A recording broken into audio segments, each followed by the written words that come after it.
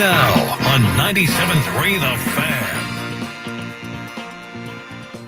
Happy Friday, everybody. Welcome in to Gwyn and Chris.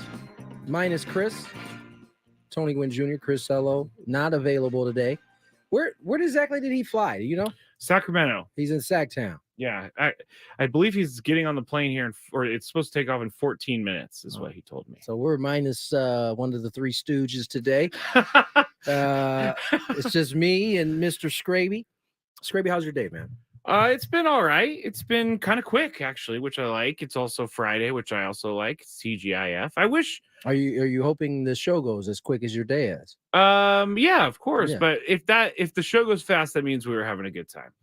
The shows were going pretty fast in the last couple of weeks, so that's good.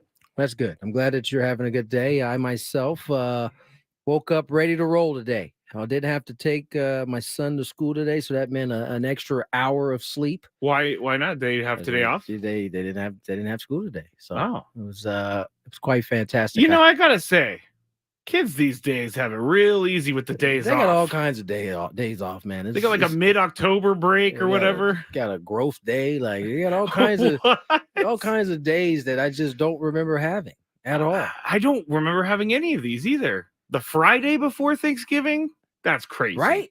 That's crazy. I feel like we only got like Thanksgiving off, and then the rest of the day. Maybe I'm exaggerating. Maybe we did get the whole week off. I can't remember. I'm probably just making it. Don't get me wrong. I'm happy that I don't have to get up at 6:30 to get the day rolling. But you know, having kids at home also, it's like going back to summer where they don't have anything to do. They're just in your house making a mess all day. That's pretty brutal. Yeah, that's pretty brutal. That's where I'm at today. Part of the reason why I'm stalling right now is because my iPad is loading and I'm waiting. I need to get the rundown. So, just finished. So let's talk a little Padre baseball today. It was made official today. Skraby, you want to take this while my iPad gets where it needs to go?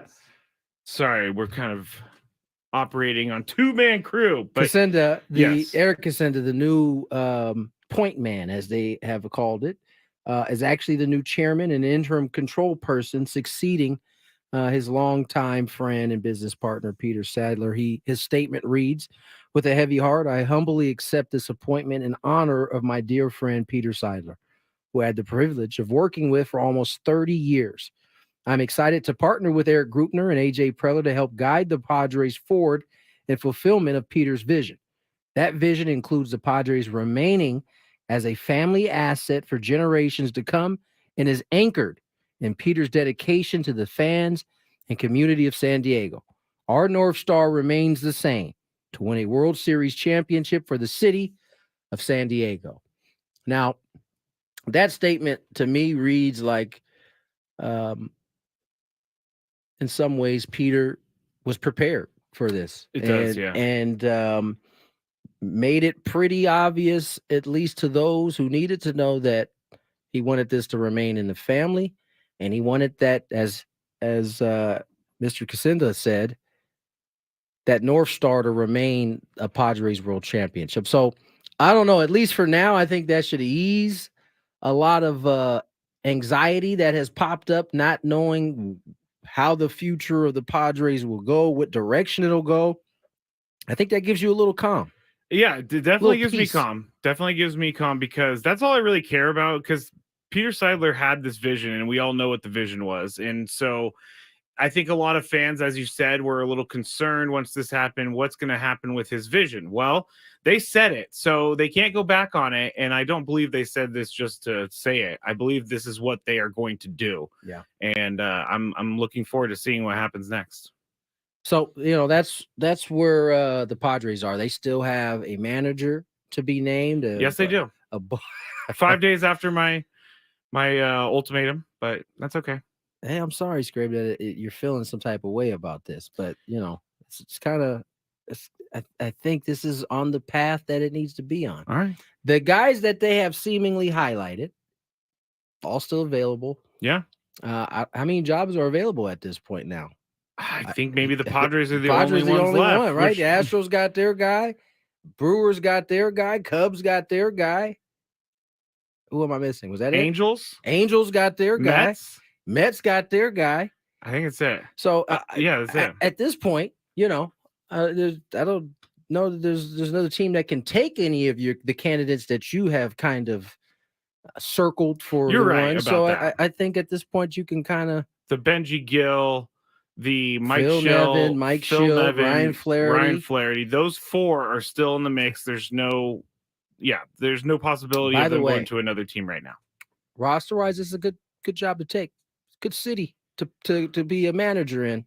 Just saying. It is, but then again, it goes back to how much say and control is the manager going to have with AJ Preller running the show. And AJ definitely knows this team inside and out, but we have talked in the last couple months about how some of the ways that the team is being run is not conducive to long-term success right now. At least it hasn't been to this point. So we'll see what happens, what transpires from here. Certainly that is a big deal. Now, in other news around baseball, the Brewers are seemingly, according to MLB rumors, that they are, according to CBS Sports, they are considering trading Brandon Woodruff. And, it's funny. I talked to some folks around that organization last year, or when the Padres played them, and I heard a few people say they'd much rather have Woodruff if they're going to have to choose between Burns and Woodruff. They'd rather have Woodruff, just from a makeup standpoint. There are some questions about Corbin Burns and his. What's a good way of saying it? I guess his makeup, his sensitivity, his goal. Like, does he have the intestinal fortitude? Well, we kind of saw his personality on display before the season when he was angry at the Brewers in the arbitration process. And he came out and he was like, basically said, well, he said it was going to affect his thought process moving forward. Yeah. Now, listen, a lot of guys say that type of thing, but when the money figure is put in front of them, sometimes they change their mind a little bit. Sometimes they feel, maybe I can forgive you for that. I don't know. We'll see where that goes. But I found it interesting that Brandon Woodruff, first of all, if the Padres could get him, they should get him, because he doesn't give up anything to the Padres. Every time he faces the Padres, it's a long night. So if you can get him, great. But now that also some of the rumors is that the Giants could be big players, apparently, in this free agency. Go ahead. One more thing on Brandon Woodruff before we go forward is he had shoulder surgery too. So another one of the things for teams to realize is that he's probably going to be out all of 2024. Remember, he got hurt, I think, right before the playoffs. He ended up being ruled out of the postseason. He did, yeah. He was really because upset. of the shoulder surgery. He was in tears, if I recall. Yeah. So it looks like from the he's going to miss the whole season for 2024. Most of it, if not all, according to the article. They're likely to non-tender him rather than pay him the sum for what will amount to a rehab year. Don't trade for him then. If they're going to non-tender him, you know what that means? Because then you can go get him. He'll be a free agent. Yeah. And I'm sure it won't cost you any players at that point. Why would they admit that they're going to non-tender him if they want to get some value for him? That's the report, right? We don't know whether the Brewers actually have said that. We'll see.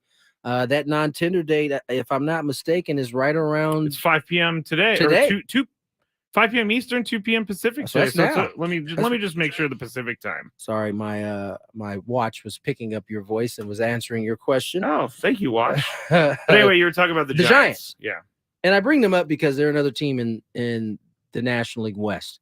We know the Diamondbacks are going to be a tough team to deal with. You assume the Dodgers, they're also one of those teams. So it looks like the Giants and the Dodgers are looking to spend some cashola, looking to spin in the starting rotation. 2 starters they need.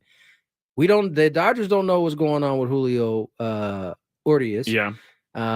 You're going to get Walker Buehler back. You don't know what the deal is with Kirsch, what he's going to look like. It's 5 p.m. Pacific today. 5 p.m. So we got another 3 hours before those non-tenders. So, during our show, we'll find out some of the Padres non-tenders, if they have any. Yeah. But back to the Dodgers and Giants, 2 teams that are also in the same free agent market as the Padres are, which is starting pitching. Now, maybe the Padres have to go about it a different way because there's already trades starting to bubble up. I saw Jonathan India is being rumored to being traded. There was a big trade. I shouldn't say a big trade, but it's somewhat big trade yesterday with the White Sox and Bummer going to, was it the Yankees? The Braves? The Braves. Yeah. 5 players.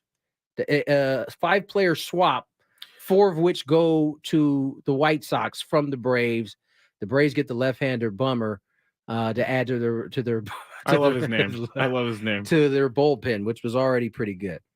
I am a little, here's what I'll say about this offseason. I'm a little nervous just because of all the competition that is going to be happening. I'm glad you said that because think about this. The Padres have made big splashes. Yes. And let's say the last 3 years in free agency. Mm-hmm.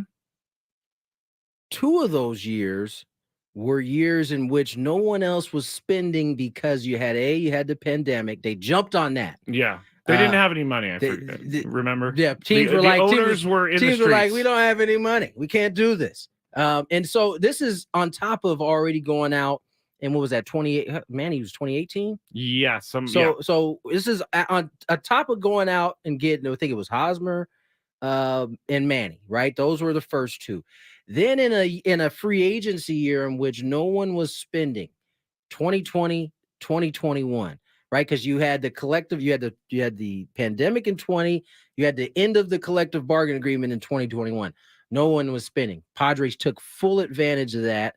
They got and the one of the free agencies, they made the trade. They bring in Yu Darvish, they bring in Blake Snell, and so they've been able to maneuver in a lot of the off seasons, minus last year, because everybody seemingly was out there ready to spend some bread. There was a lot of rumors, right? It was the first year coming out of this new collective bargaining agreement. Arson Judge is still in San Francisco. Everybody had their projections, and all the teams felt good about what they're about to spend. We're in year 2 of that. It's going to be the same thing. Teams are still feeling froggish and ready to leap into this free agency and get whoever's out there. But the Padres are not. Well, not only are the Padres not, it's also a much more competitive.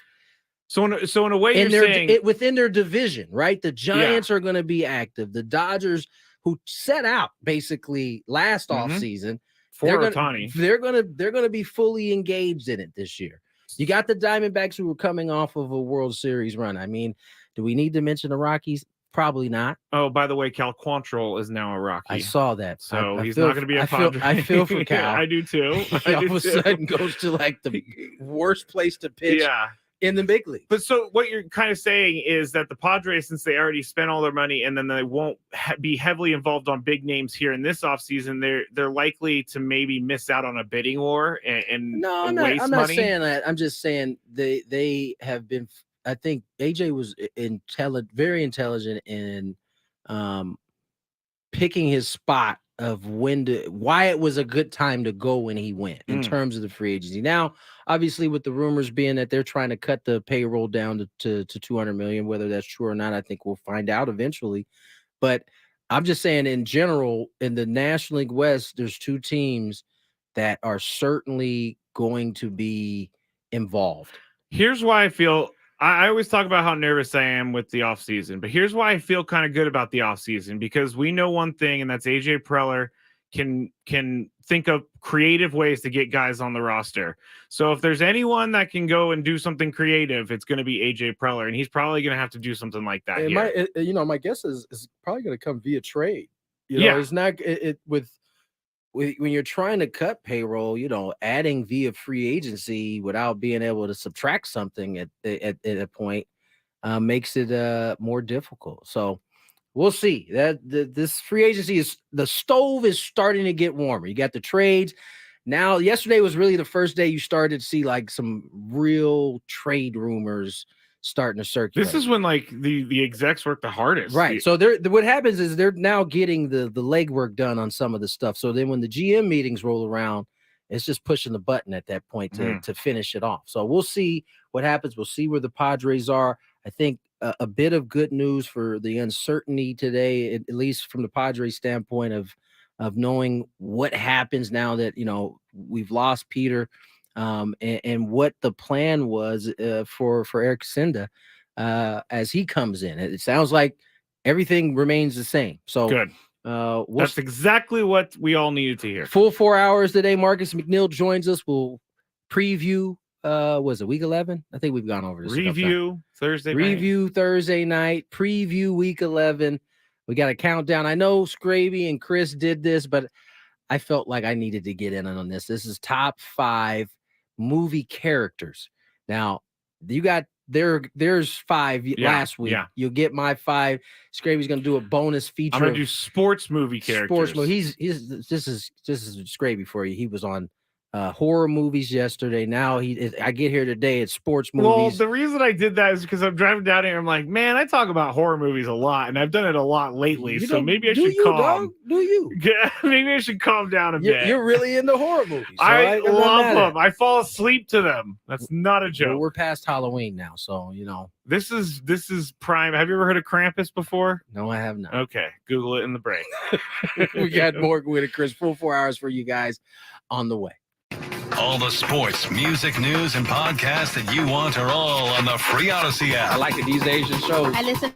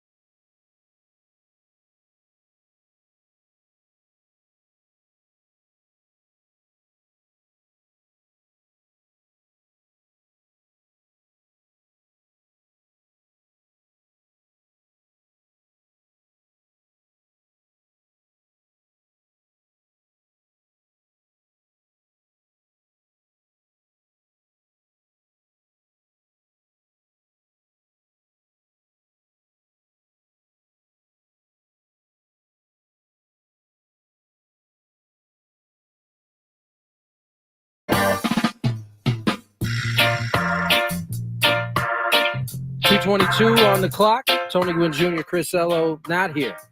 Matt Skraby is, though. 2 Stooges out of the 3. Question.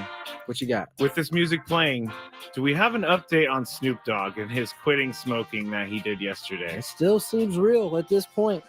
Wow. Crazy. That's sad. Currently,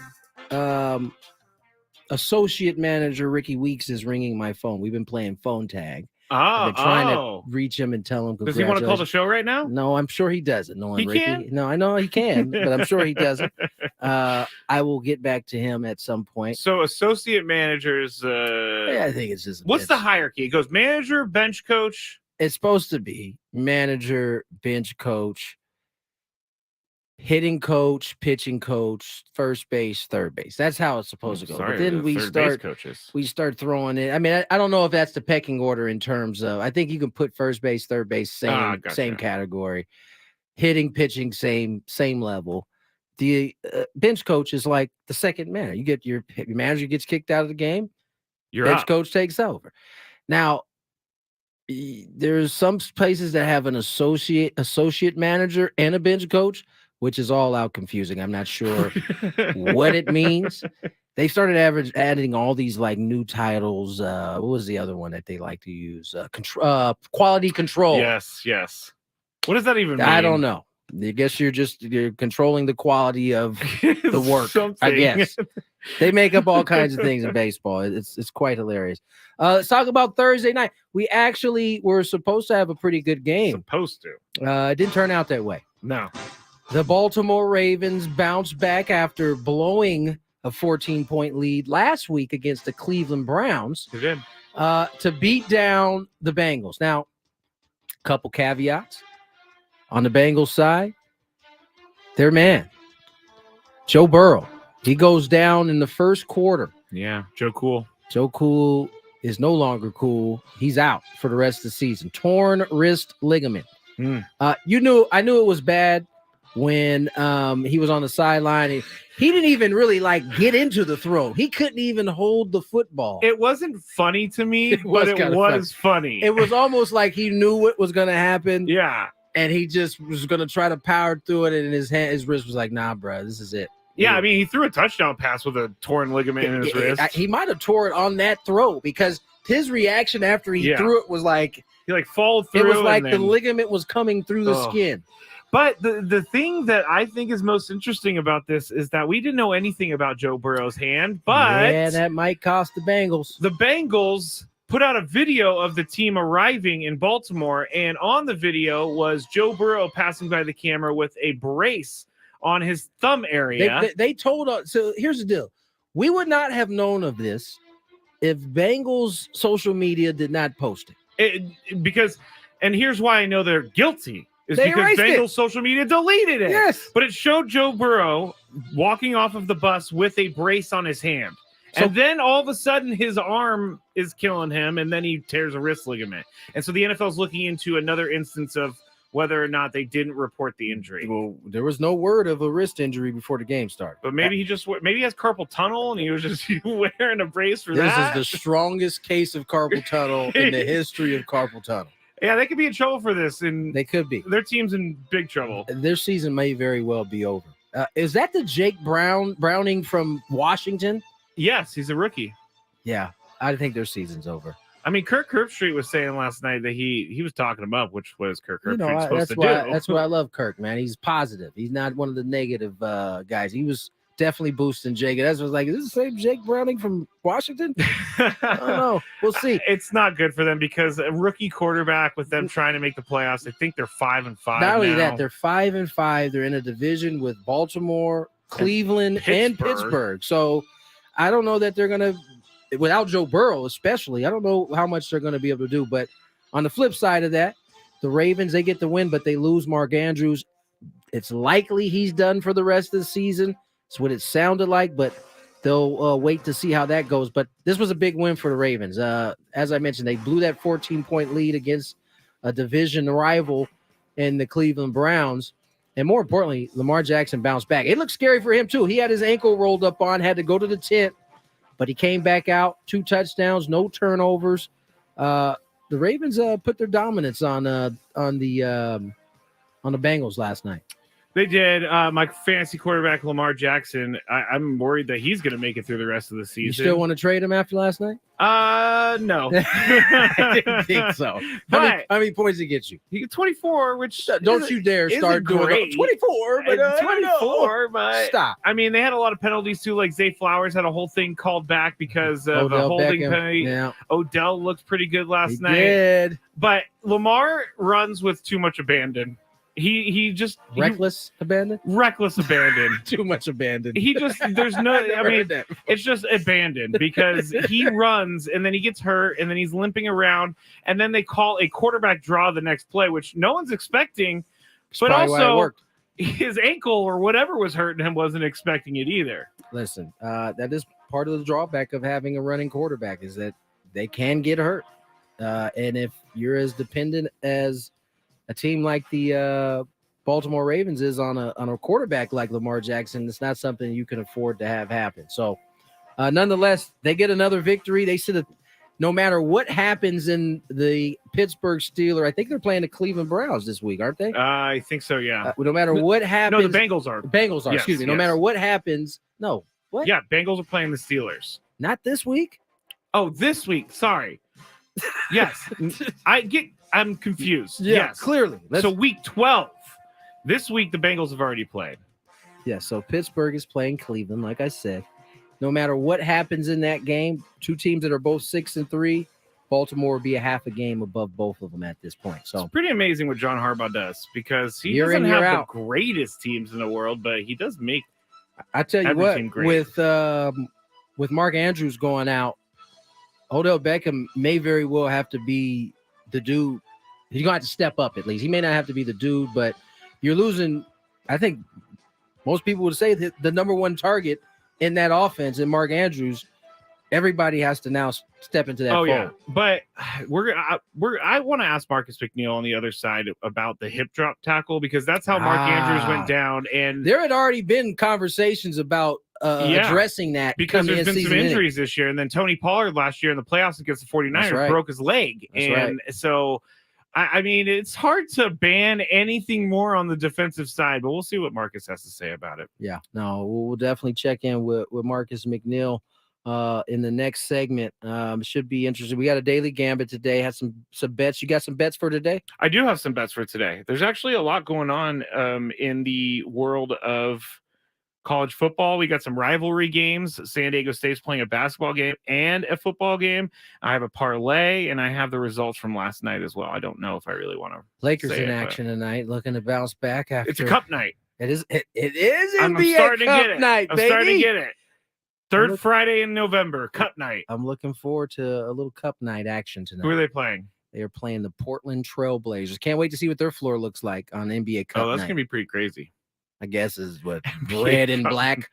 Right? Oh, speaking of basketball, I'm still trying to gauge whether or not I can. I went to the barbershop today, and the whole time I was there, the whole conversation was how entertained they were listening to the segment about you touching the rim or touching the net. And their thought is probably clearly, I cannot touch the rim. Absolutely. But they can they can believe that I can touch the net. Absolutely. I think that's a low bar, to really be talking about the net. But yes, they believe you can hit the net. So in the garage, there's a thing that is I measured 9 feet tall. Yeah. And I went and I touched it. I got to find another 11 inches on that vertical. Because that was where you maxed out right there? I tried real hard. And also I was starting to get in my head. When I do this, is it a running jump or is it just standing under the basket jump? Absolutely. Because I'm not a freak show. I am 1,000. I have no issue at all with saying there is zero to no chance of you touching the rim on vert, meaning just a straight gathered jump. I agree. There's no shot. No, but Chris did say I think there's zero to no chance with you with a full steam running start. But see, I touched the 9 feet with no start. Yeah, but I took a step into it. So you're saying a running start gets you another 12 inches? No, No, I'm I gonna don't say think no. so. I'm gonna say no. But what if the adrenaline rises in me? Chris did say that he would resign He did from his position He gave if you I his- even touched the rim, He not gave you his grabbed it. best Chris Mad Dog Russo impersonation. I don't there. know that was smart because he motivated me. I think it's smart. I don't He care. motivated You me. can be as motivated as everything you want to be. But don't you think 9 feet is pretty impressive? Sure, but that's not what we're Just asking you to can't do. wait until I touch that rim. All right, Marcus McNeil. Let's get to break. On the Marcus other McNeil side. joins us next. The biggest fan contest is back. Visit 97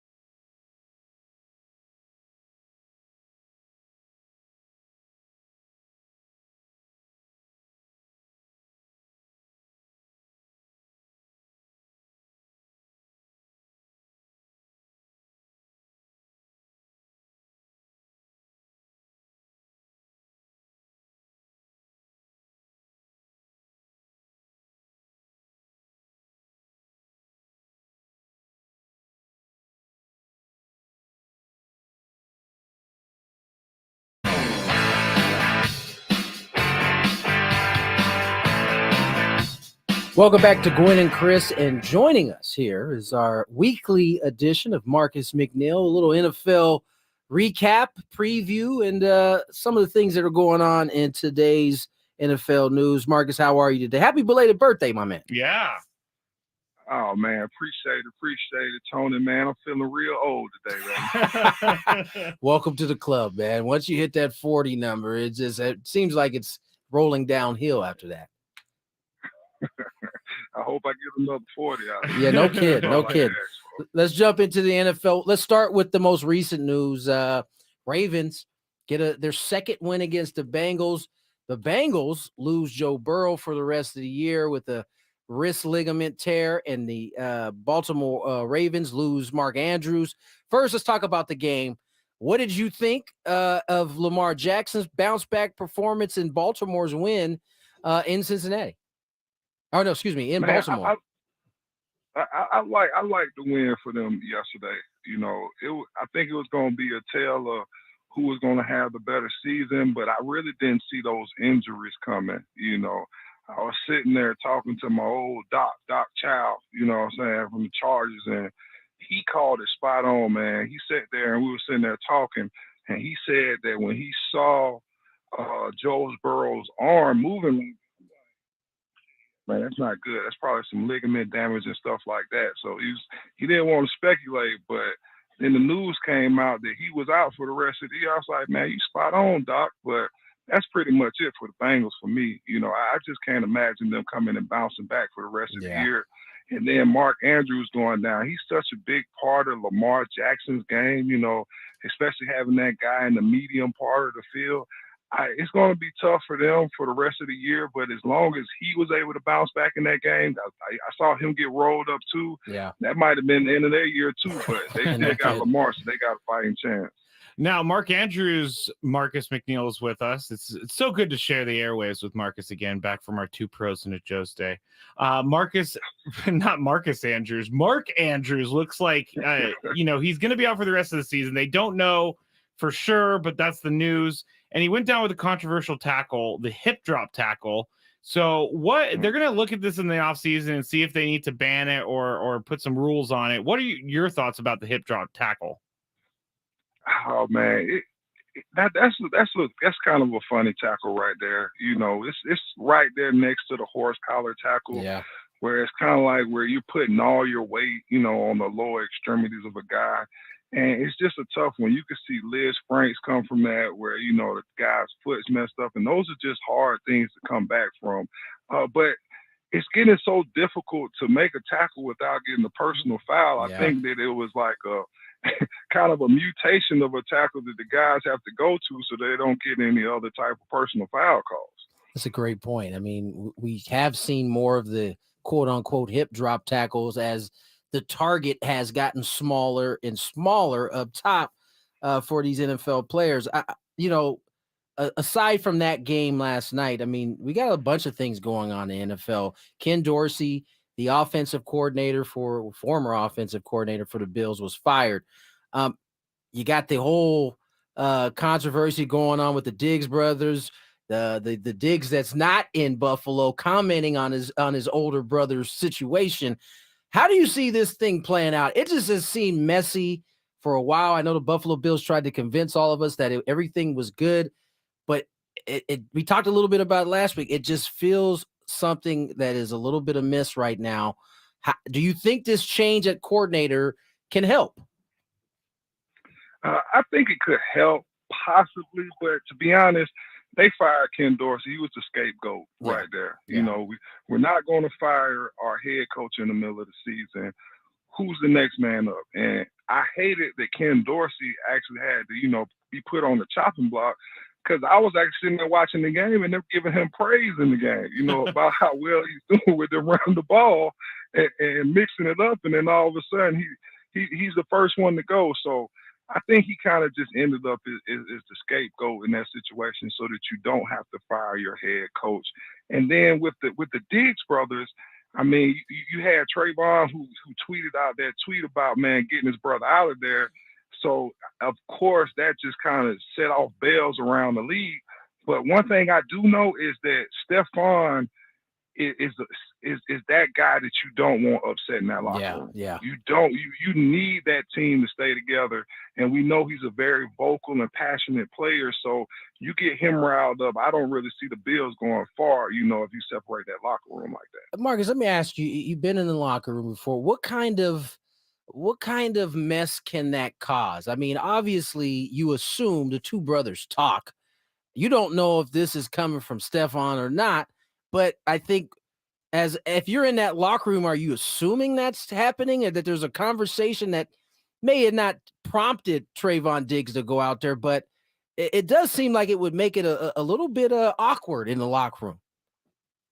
Yeah, I mean, Stephon has kind of had gripes in the past, right? And the only thing that I think kind of hushed that up is them being able to win. Yeah. But everything gets ugly when you start losing. That's when, like all the smoke and mirrors goes away and you actually see what's really going on when you pop open that hood. And I don't think he's really been satisfied with the way the Bills have won, especially being able to win the big game or make it to the Super Bowl. Like you always hear, the Bills should be the contenders, and they're just not performing. But one thing about Josh Allen, before Stephon Diggs got there, this was a big gripe against him. Him turning the ball over, him not being good on third down. So Stephon has been saving him for years. So I'm pretty sure that, Trayvon and Stephon are having these talks in the offseason or just on the phone, casually, so he knows how frustrated his brother is. We're talking to Marcus McNeil, and that's funny because you can just imagine when the tweet went out saying that bro didn't go off until until he got here or whatever, talking about Josh Allen wasn't good until Stephon Diggs got there. I could see that being really awkward. But I want to ask you about Saquon Barkley, and he was asked by the media yesterday, because he's in a 1-year deal. He's looking for a free agent contract. His team is terrible right now. They're 2-8 and they're not looking good. But they asked him, do you think that the Giants are going to repay you for the loyalty of you in choosing a contract with the Giants this season? And he goes, no, there's no such thing as loyalty. So is that completely 100% true that there is zero loyalty when making a decision, roster decision? I wouldn't say that. I think it's more organization related. I see teams like, I imagine teams like San Fran or the Steelers or Baltimore, KC, those type of franchises, they're typically loyal to the players that are loyal to them. But when you're talking about that New York market, it gets brutal up there. And just to be honest, and it's even more brutal for running backs right now. So I think that he knows his worth, and he knows that he's probably going to have to move on after this year. Marcus McNeil joins us, giving us our weekly breakdown of what's going on in the NFL. And Deshaun Watson, this happened earlier in the week, but he's done for the season after there was a broken bone discovered in his throwing arm. I mean, we know that this Cleveland Browns defense is 100% real. It's one of the best defenses in the league, but I have to assume in the AFC, they don't have enough. I mean, they're putting it on this young quarterback to come in and basically play mistake-free football. What chances do you give the Browns moving forward without Deshaun Watson? I don't give them many chances. If you just looked at the weeks when Deshaun wasn't in the game, the inaccuracy of the quarterback play is not there. The defense can't absolutely keep them in the game, but if you can't score points, it's just going to be able to beat some of these teams in the AFC. When you think about the Dolphins and the Chiefs, who can score in bunches, not to say that they might not make the playoffs, they still have a fighting chance. Everybody has a chance, but that was just a blow to their entire team right there. Deshaun going down, man, praise him for actually finishing the game, because if he was sitting there playing with a broke bone for the whole second half, he showed a lot of resilience. I didn't even know he had something wrong with his shoulder. I saw the lower body injury early on and thought that something was wrong with his legs. Yeah, and then RG3, he came out and said that that 14 for 14 that Deshaun went, he got that too. RG3 could take care of that. We'll talk about that in the Big Five a little bit later. Talking to Marcus McNeil, former San Diego Chargers left tackle here on 97.3 The Fan. And Travis Kelce, He's been everywhere this year. And then this week on Monday Night Football, it's going to be Chiefs and Eagles. So my question to you is, in that Chiefs locker room, knowing that Travis Kelce is dating the biggest pop star in the world, and he's going to Argentina during the bye week, and he's doing all these different things, is there any sort of thought from the team like, hey, man, let's focus, let's get back to things? Or are you just kind of looking the other way because he's so good? Yeah, I'm looking the other way. You know, if you play it like that, like, bro, you can go to every concert you want to. You just come out here and give me 100-some yards a game. And they're like the greatest show on turf. They remind me of that type of offense back in the day where you just looking at them scoring points. And he has that demeanor about him where it's not like he's super serious. Now, if he's a super serious guy, I could see this kind of knocking him off of his swagger, but he's already loose. Him and his brother just like to have a good time. So guys like that, you just allow them to go have a good time so they can come out there and perform. One last one, and I'm really asking this question to entertain Matt and Chris when he actually hears this. But don't look now, but the Denver Broncos are playing some pretty good football. And all of a sudden, Russell Wilson isn't as bad as was being advertised. What's been your thought on what Denver's done as of late? I like Denver. I like them. Like, to be honest, like, they added Sean Payton. You know, you add Russell Wilson. So it's like I've been waiting for this the entire time. On top of them having actually good defense. Yeah. They besides that beating that they took from Miami, you know, 70-20. They actually, it was like they Miami pulled the switch out on them and went to town, you know. But besides them actually, you know what I'm saying, losing that game right there, they actually beat the Bills. They beat the Chiefs. So you're talking about, besides the Bills getting the 10 and downward, you know, they're beating two of the AFC best teams. But everybody talks about Miami, and Miami hasn't even beat anybody. And they're in the top 5, you know what I'm saying, every week as far as Power 5 rankings. You know, yeah. I think that the Broncos is somebody that we're going to have to watch out for later on in the year. No doubt about it. They're sitting at 4 and 5. You have no idea how happy you just made Tony, because he is the biggest Russell Wilson supporter. I like Russell Wilson, man. I like to see him having some success. Marcus, as always, man, love catching up with you. We'll do it again next week. Happy belated. Enjoy your weekend, man. Happy Thanksgiving.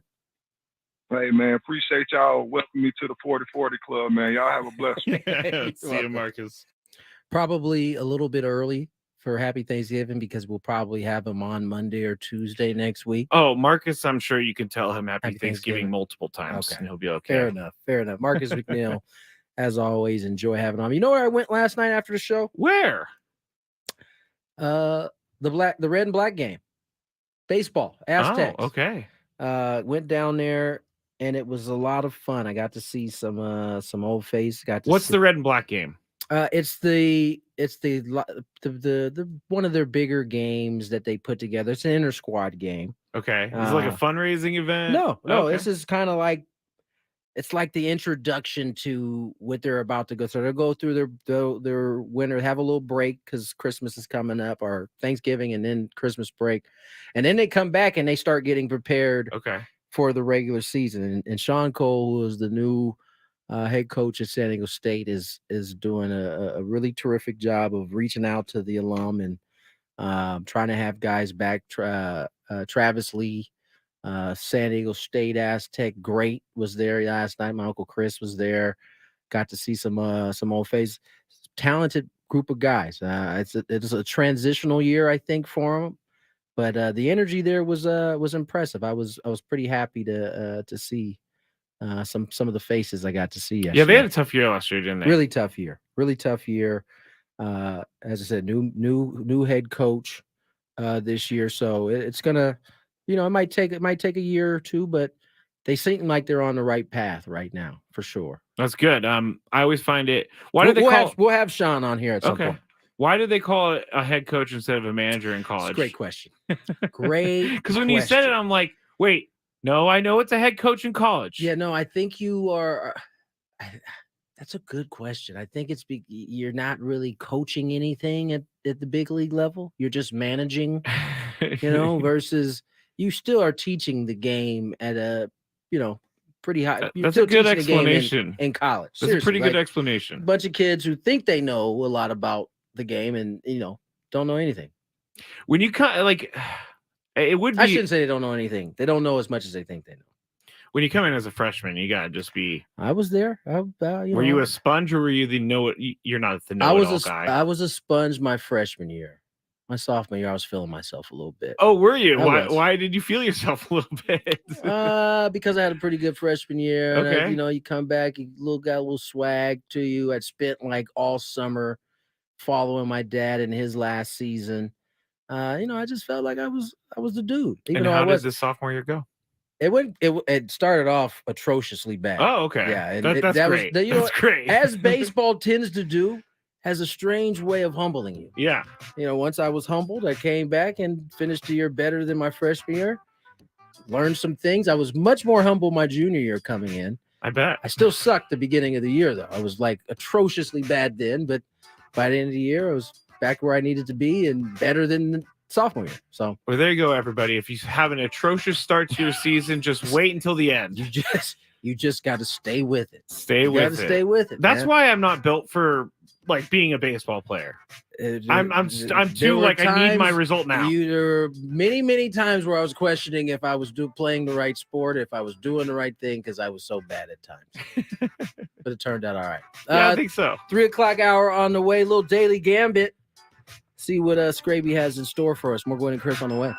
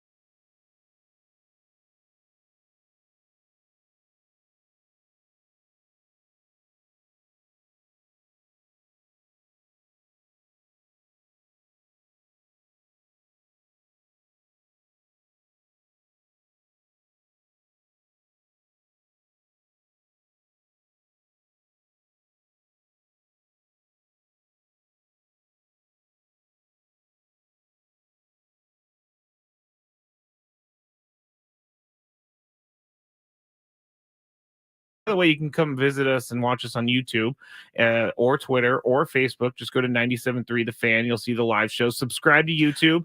You'll get Gwyn and Chris and Ben and Woods live videos. Ladies and gentlemen, I'm really battling right now ordering a pizza in here. Like, I've been going back and forth with Skraby for like the past hour now. Yeah. Of whether I want to eat a pizza. See, if I ate a pizza, I'd be warm because I'd be sweating. Skraby won't share it with me. No, so I've been eating so good this week, and I'm trying to dunk. And I'm trying to bring him down. You are trying to bring I'm not me even on a dunking. Did you say dunk, by the way? touch the rim, sorry. Come on now. Sorry. You're getting carried away. Touch the rim. Yeah, I can't dunk. I won't even begin to say I can't. It's not even on that. I just don't want to, have guilt by myself. I want Skraby to indulge in it with me. He's refusing to right now. I love to eat terribly, but I cannot eat terribly multiple times a week anymore. It's just not. I'm getting older. I'll be 39 in 2024. You're not even in the 40 zone yet. No, but my metabolism is like that of a 75-year-old person. It's I can relate. Slow. I can relate. But anyway, so the air conditioning has kicked on, and the vent just blows right in my face the entire rest of the show. It's brutal. You'll be all right, man. We're going to do the Daily Gambit here in just a second, but first I have to tell you that you can score a Turkey Day touchdown when you shop your whole feast in one trip, and that's it at Smart and Final. Use promo code SFThanks for free delivery on your next order. SFThanks. Real quick, before we get into the Daily Gambit, Tony told me about this story in the break, and it's a little crazy even for me, but no, it's not. You agreed with it. Kind of. Woj dropped a little Woj bomb, which is that LaMelo Ball of the Charlotte Hornets has to cover up one of his tattoos that he has for a violation of league policy. He must cover an LF tattoo below his left ear because it violates rules against exposing commercial logos on players' bodies. Now, if those who want to know what LF stands for, it stands for La France. La France? La France. Yes. It's his middle name. Yes, but also doubles as his clothing company. So now he has a tattoo on his neck that is a commercial advertisement. And the NBA wants to tell him that he has to cover it up for every single game. And he has been covering it up. They don't want to tell him. They have told They him are to telling him, yes. Or we will fine you. Basically. Tony says. I think that's silly. Hogwash. Hogwash, yes. Yeah. I say he knew the rules before he got the tattoo. Let's just do the Daily Gambit. Oh, really? You don't even want to get into it? Nope. Okay. Not at all. All right. Do you like money? I think about money a lot. Do you like money without doing anything? Winning. Do you want to make money while watching sports? I think Washington is immortal luck. Washington! Woohoo! If you answered yes, this is your segment. Just don't blame us when you lose. Nothing is ever your fault. It's your game. Take it. Gwyn and Chris go through the top bets of the day in the Daily Gambit on 97.3 The Fan. Daily Gambit is our daily sports betting segment here on Gwyn and Chris. Please, everybody, gamble responsibly. And I will just tell you right now that you just pay attention to my bets that I make throughout the week because I don't gamble responsibly. I lose every single time. Why would they pay attention to your bets when you don't? Because it shows them to gamble responsibly, or else you'll be like me and you'll lose a parlay every single day. Okay. Now, my parlay last night went like this. It was plus 500. It was a same game parlay for the Bengals and the Ravens. Jamar Chase, anytime touchdown scorer. It did happen. By the way, my fantasy night last night, Jamar Chase, that touchdown bailed me out of a really bad night. So leg one, done. How many points did he have last night? 12. He had 2 catches, 13 yards, and a touchdown. It's pretty terrible. It is. Pretty terrible. I was playing against him, so it was great for me. Oh, yeah. Not for me, though. You were also playing against Chris's Joe Burrow, and he had 2 guys going that didn't do much. Oh, Boyd. Remember you started Tyler Boyd, too. Tyler Boyd didn't do anything. Well, once Joe Burrow went out, it was over for those receivers. It's probably over for a lot of those guys for the rest of the season. Yeah, it's not going to be, it's not gonna be as easy. Oh, gosh. Then the other one was Lamar Jackson over 228.5 passing yards. And Lamar Jackson had a pretty good night last night. Did he have over 228.5 passing yards? Tony, do you know? Yes. Oh, okay. You do know. Tell me. Well, you want to know the exact number he had? 264 yards. You said you knew. I did know. I knew he had more than 225. Okay. He hit that 2 legs of the parlay. Done. Yeah. Last one, Joe Burrow. Here it is. Joe Burrow rushing yards over 15.5.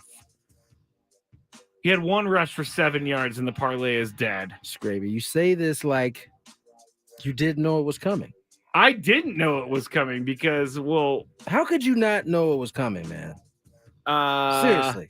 I really felt like Joe Burrow was going to run for more than 15 yards. That's all I got to say about that. Other bets that we made, Tyler Boyd over under 46.5 receiving yards last night. Chris and I said over, Tony said under, and Tyler Boyd had 22 receiving yards, so that was under. Over under 31.5. Was this a points bet or a points, rebounds, and assist bet for Shea Gilgeous-Alexander?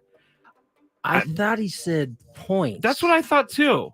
So the points was over under 31.5, which kind of sounded crazy to me. It sounded like it was a lot too when he said it, but was it? Maybe it was. So, because I heard points. How many points did he have? He had 24, so he was under. He was short. But his points, rebounds, and assists is 26, 30. So he would have been over with the points, rebounds, assists. Yeah, I meant to ask Chris that when he said it yesterday, but then I got distracted. I think he said points. So both he you definitely and I were, he definitely said points. Yeah, so Chris and I were right then, and you went over. So you were wrong on that one. Boston College at Pitt last night. Pitt 1.5 point favorite. Chris chose Pitt. I chose Pitt. Tony chose Boston College, and Pitt won 24-16. So Chris and I win that one. Next was the Tampa Bay Lightning. They were minus 1.5 on the puck line last night. All of us chose the Lightning, and all of us were correct. They won 4-2. My first win. Joe Burrow, 260.5, over under 260.5 passing yards. Chris went over. Tony and I went under, and it was under 101 Back passing to yards. 2-2. Yeah, you had a pretty good week, I think. Without Chris's calculations and tabulations, you had a pretty good week. Now, I made this parlay for over the weekend. It's all spread bets in the NFL. Went back to another parlay. This is just. I'm just going to keep going. I feel like for punishment. I'm going to get better at some point. No, you're not. Dallas Cowboys over the Panthers minus 10.5 points on the spread. I feel like the Cowboys are going to crush the Panthers. The Lions at home against the Bears minus 7.5. And then the Raiders in Miami against the Dolphins, they're plus 13.5. So I feel like Cowboys are going to win by more than 11 or more. The Lions are going to win by 8 or more. And the Raiders are going to lose by 13 or less. Ain't none of this happening. All that's going to happen. No. Plus 595 on that one. Now, San Diego State playing St. Mary's tonight up in Northern California. San Diego State plus 1.5 tonight on the spread, Tony, against St. Mary's. Aztecs have been hard to bet so far this season. They're plus 1.5, so they're St. Mary's underdog. is given one, Yeah. given 1.5. Yeah, I like that. I'm gonna take the Aztecs on that. I am too. The Aztecs basketball has been hard to bet this year so far in the It's first early. 3 games of the year, but it's still been hard to bet. San Diego State football against San Jose State tomorrow up in San Jose. Now, San Jose State is a 14.5 point favorite here tomorrow. So I'll go first. I got to think that San Diego State is going to try to rally for Brady Hoke. They're going to try to have a better performance than they have all year, and they might lose the game, but I don't think by more than 15 points. So I'm going to go with the Aztecs here. You know where my allegiance lies. San Jose State. Funny. San Jose State. And then a rivalry game, UCLA and USC. I'm going to leave this to a choose your own adventure here, Tony. USC is a 5-point favorite, or you can go over under 63.5 points in the game. No, just give me USC to dominate. USC to dominate. Dave Marcus's Bruins. I'm going to take the over on 63.5 because it seems like anytime USC plays, both teams score a ton. This will be their first game for their new defensive coordinator, too, wouldn't it? Yeah, they did fire. What was the guy's name? Grinch? I think his name was Grinch. I don't know what his name was. Is Ohio State playing Michigan? No, they're not playing Michigan this weekend. It's going to be next weekend that they're playing Michigan. So we're not going to bet on that. That's it for the bets in the Daily Gambit today. I did. I was coming after the show yesterday. I was listening to the MLB XM channel, and Ron Washington was on there. Oh yeah, kind of gay. I don't know if he was supposed to, but he definitely revealed who his coaching staff was. Any names? Eric Young Sr., who was the Okay. first base coach in Atlanta. Bo Porter, who's literally on MLB Network right now. He'll be the first base coach. Bo Porter. Yeah, he was a manager for the Astros back when. Okay. Who else did he say? Clint Hurdle. Oh, wait, wow. That one he said hadn't been finalized yet, but will be, I think he said, his bench coach. That makes sense. Former manager. Ryan Gone. It was a great question by Chris Young. He asked Ron, Ron is known for his work he does with the defensive side, on the defensive side with the infielders. He said, would he be taking that role even as manager? He said, no. Guy by the name of Ryan Gomes, who I've played against, really good infielder. He'll be the infield coach for the Angels. Just listening to Ron, man, it's hard not to believe that he could turn it around. Everywhere he goes, he has success. He is a baseball man, and the energy he supplies at his age, you just don't see it very often. Like, he is a young 70, I think 76, 70. Whoa. So he's up there. He's in his 70s. I know that. I would have guessed like maybe 65 just by, like you said, the way he carries himself and everything. He's like Pete Carroll. Pete Carroll seems like he's 65, but he's in his 70s as well. Pete Carroll finally is starting to look old. Oh, yeah? Yeah. Finally. Or is he 71 for Ron Washington? Okay. I mean, the Padres passed on him a couple years ago. I don't even think he was in the mix for this one, but guess you can't have everyone, Tony. He talked a lot about getting Mike Trout and Anthony Rendon back on track. So he's definitely, if you're an Angels fan, you definitely can get excited by having this guy as your manager. So yeah. One more real quick story from Major League Baseball. Did you know they're going to go play in Paris in 2025? They were at least planning on doing that.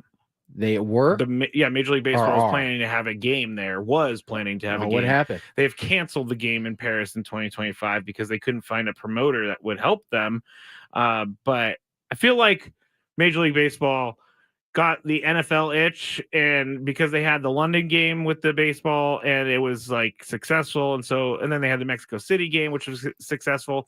And so they're like, yeah, we're just going to go do a world tour of baseball games. Yeah. I don't know that France wanted them because obviously no one wanted to promote it. Let's keep it a buck. I love baseball with everything, but I don't know that it's not on the same platform as the NFL. No, and I get wanting to spread the game. Yeah, but you got to have there's got to be venues that can hold you, which shouldn't be a problem. But more importantly, the said country has to actually want you to come and play there. Yeah, it surprises me and that no one would want to take them on. You would think that they wouldn't have had an issue getting somebody to help promote the game out that way. But I guess they also negotiated this with the players deal in 2022 because, all of a sudden you're making guys go to Paris for games and come back. Listen, there will be some hand wringing when the Padres go to South Korea next year.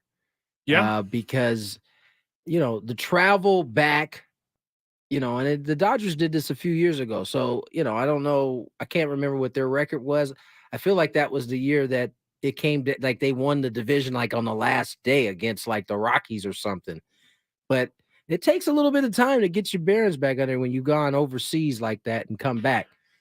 It makes sense to have the game in South Korea because there's a Absolutely. professional baseball organization there, the KBO. Not only that, you have one of their own here in the league, the star balling. Yeah, so Ha-Seong Kim is going to be the most famous person in Korea. Ha-Seong Kim's a free agent next year. After next year, yeah. The Padres, I don't want to go down that road right now because that's after next year, so we don't have to worry about that. Same with, he's a free agent when Juan Soto becomes a free agent. All right. Well, hopefully they're there together at the end of next year. Let me tell you, Tony. What are you telling me? We kind of predicted that Charissa Thompson was going to have some issues with what she said yesterday. Yes, we did. And she has responded. We'll tell you what she said. We'll give our opinions when we get back on 97.3 The Fan. From the 97.3 The Fan Traffic Center, here's Kelly Danick.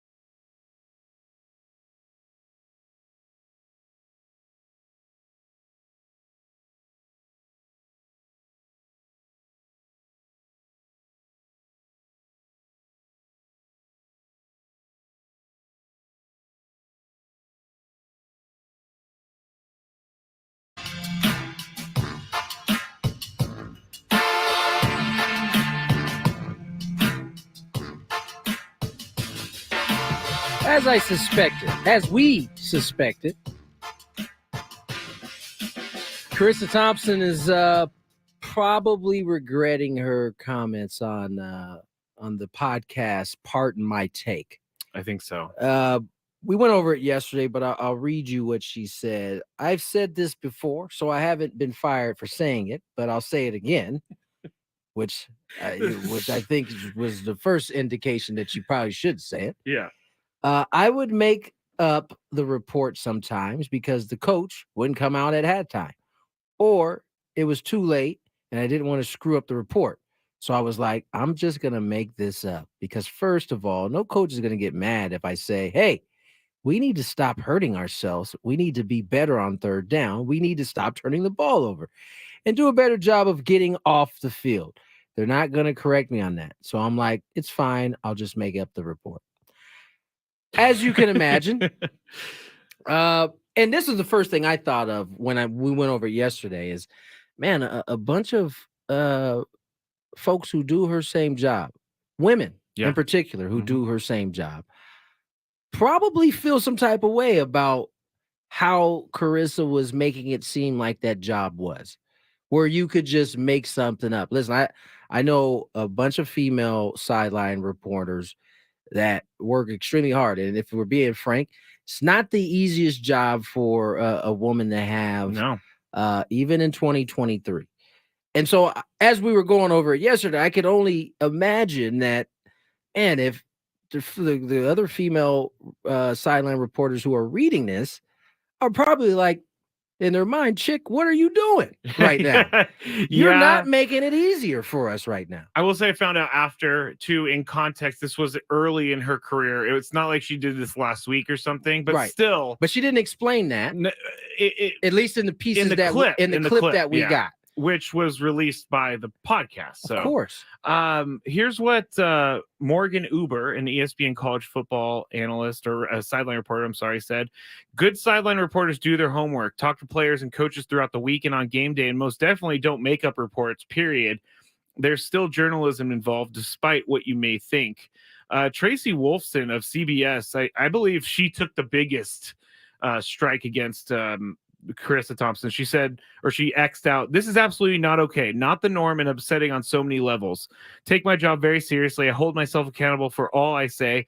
I build trust with coaches and never make something up. I know my fellow reporters do the same. Let's think the ramifications, even though it was, I can only imagine that Charissa didn't mean to have this firestorm. She was making conversation. And as you said, we didn't get the entire clip that, where she said, this was early in my career. But those two weren't the only. Laura Achman tweeted the she may have had the most. Yeah, I think that's what I said. I think she might have had the most spiciest. It's like the privilege of a sideline role is being the one person in the entire world who has the opportunity to ask coaches what's happening in that moment. I can't express the amount of time it takes to build that trust. Devastated with the texts I'm getting asked if this is okay. No, never. And that's my take. I think, all of the female reporters, journalists, sideline reporters that I've ever come across work extremely hard to do that job at a high level. There was and I can't think of anyone that has ever made anything up. That's the issue. I don't mind her doing this. I think she can never say it out loud to anyone, because I thought of an example just to try to put myself in her shoes.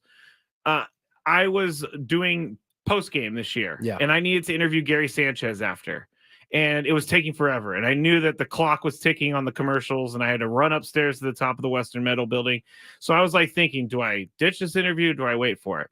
If I were to ditch the interview, I wouldn't go upstairs and be like, well, I talked to Gary Sanchez and he told me this. And that's what she's saying she did. Right. That is what's wrong with it. Right. And Brutus fan on the stream says, is it fair to ridicule her for telling the truth? They all do it.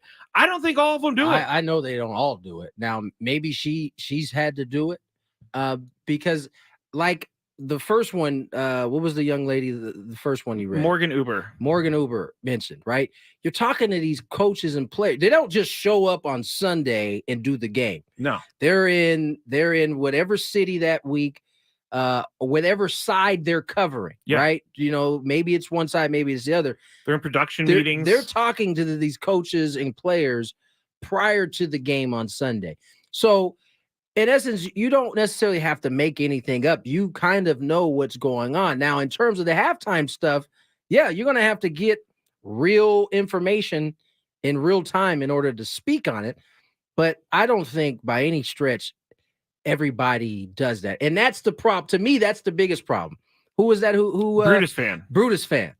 The fact that, and so that's going to be the thought of people now, is that, oh, well, they all must make it up. And that's damaging to their profession. Exactly. And I think that's why you had some of the spicy takes, because it is damaging. You're associated now. Like you said, people are going to be like, well, they make it up. Who cares? And I saw some comments on X on this post saying, like, no one watches these reports anyway. Which might be true. But it doesn't matter. But it doesn't, because exactly, because that particular spot, there's only a few of them, right? There's only Fox, NBC, ESPN.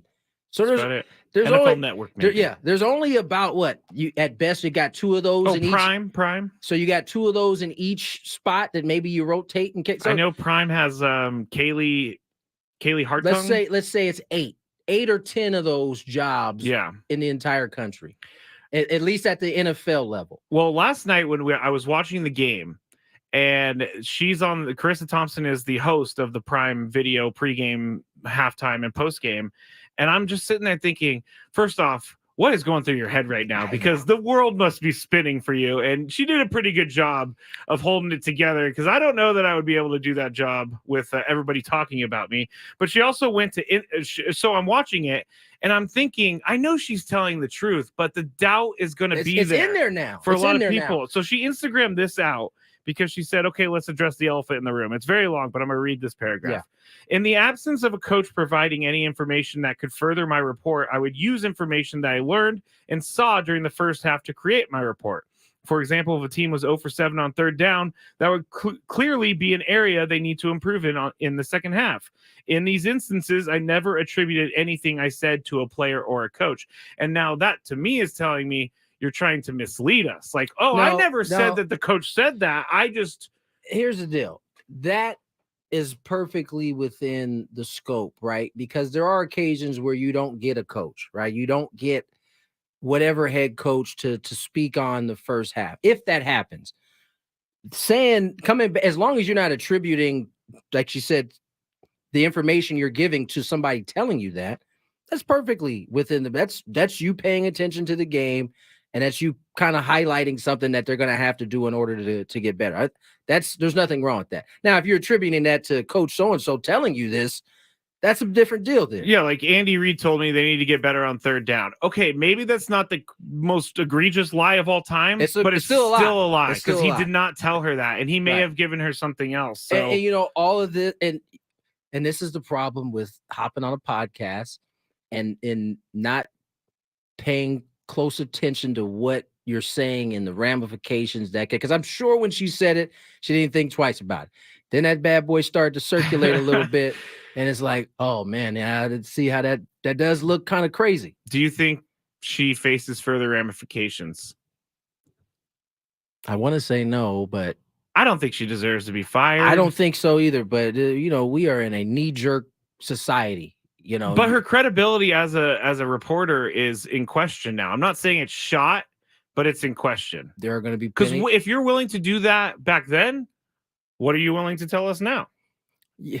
And I think another thing too was the flippant nature of the admission. Yes, therein lies the conundrum, is that I don't think that just because you've done something when you were younger, that when you get older you continue to do it. We see that as true. Because regular life, if it was right? me, I would 10 years ago I was a mess. But by making that statement and that comment, it opens the door to that thought. And every time she's on TV, may not be me, may not be you, there's somebody out there watching like, she's making this stuff up. Oh, there's definitely there's already those people on X. Like, she's probably making this story up. There were people before she ever said it that probably thought that. Now she is giving them like the full force. Oh yeah, she definitely does. See, I never even thought one way or another about Charissa Thompson. I knew who she was. I didn't necessarily like when she came on TV. I wasn't like, oh, she's a great reporter. She might be a great reporter, but I think she didn't do herself any favors. No, she didn't, for sure. This hour is brought to you by Caltrans Stormwater Program. Visit cleanwaterca.com. Let's change this to that by picking up after our pets, reducing pesticide use, and regularly servicing vehicles. Learn how to at cleanwaterca.com. That's cleanwaterca.com from the Caltrans Stormwater Program. We've got a countdown coming, and I'm looking forward to it. Top 5 movie characters on the way. More Gwyn and Chris. Previously on the John Cantera Show. I'm ever grateful for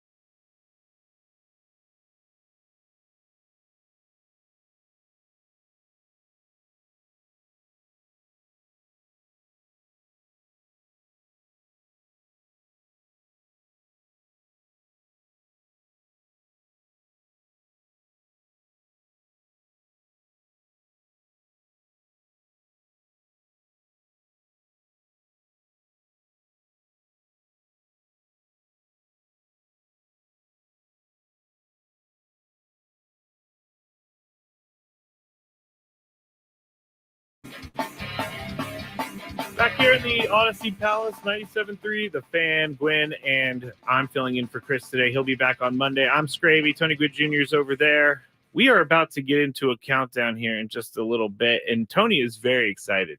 He hasn't even put on his headphones because he is working so hard on his countdown list right now. Stay tuned and listen to hear your name called at 9:15 for Ben and Woods, 11:30 for Coach, and 5 o'clock for us in our biggest fan contest for your chance to win a night in the Odyssey Suite with friends, family, and 97.3's hosts. The biggest fan contest is presented by the San Diego Seals. Tickets are on sale now at sealslax.com. I just saw a Sammy Levitt posting on X, and Sammy is always working, Tony. He's always working the Padres. Hardest working man in the biz. Yeah. Sammy's even getting love in the chat over here on the stream. And so he's just always getting love. But he posted an Instagram story from Xander Bogaerts, and he's already back at it, Tony. He's working out. He's working out with Alex Bregman. That's what he posted on his Instagram. So. Not a bad guy to be working out with. No, my first reaction was, isn't it really early to start working out, even if you're a professional baseball player? I mean, No, it's definitely early. I mean, I would say November, earliest first week of November.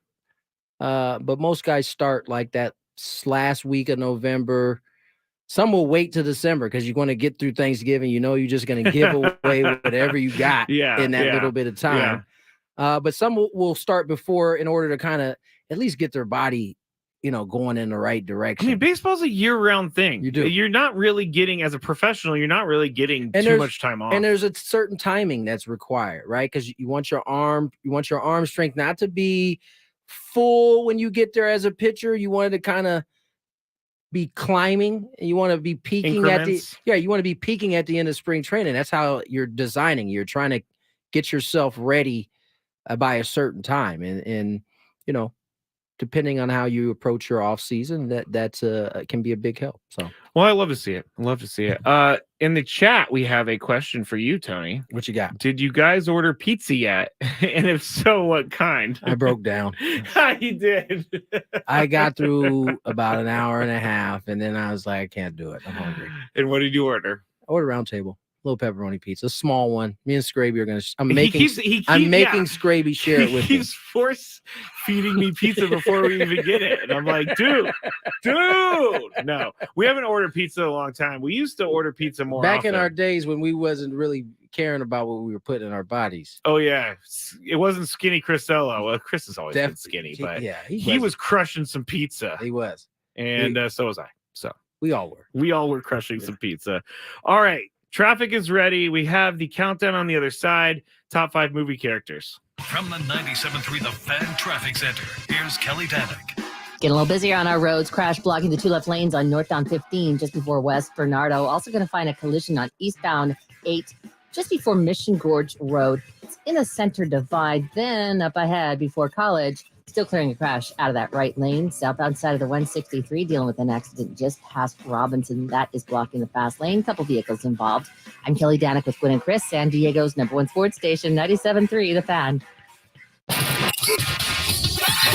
It's now time for Gwyn and Chris to rank their top 5 of the day. Gonna grip and rip as usual. But this isn't just a regular top 5 list. I love it. It sounds sadistic, but I love it. This is the countdown, and it starts right now on 97.3 The Fan.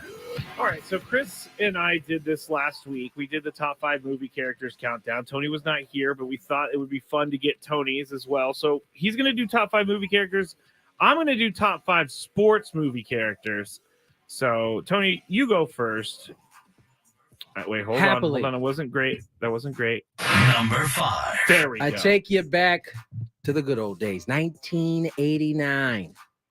A movie by the name of See No Evil, Hear No Evil. This sounds like Gene Wilder, Richard Pryor, absolutely hilarious in it together. Gene Wilder is deaf. Richard Pryor is blind. Right? Okay. Yeah, that's right.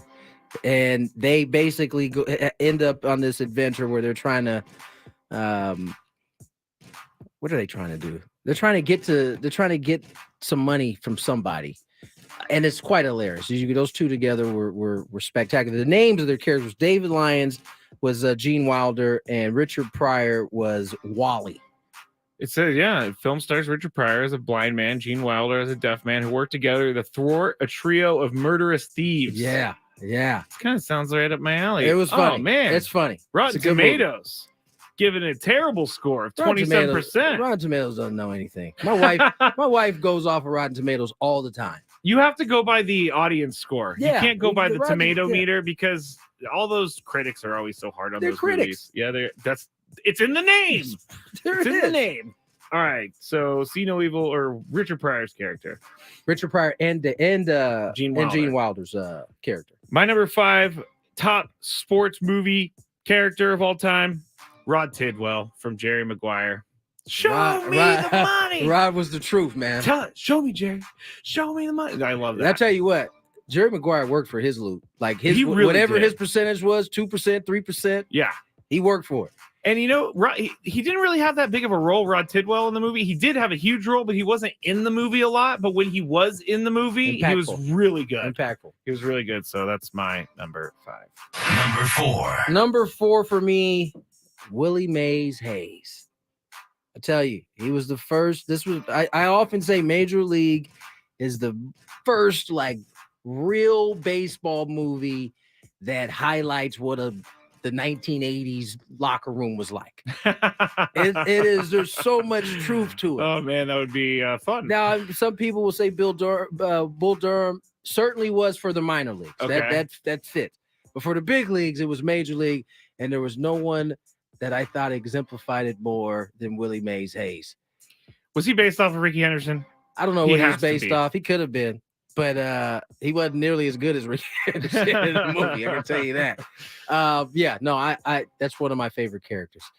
Does Brock is saying on the chat? Does this ring a bell? We cool. I'm assuming that's I think that's in See No Evil. Yeah. All right.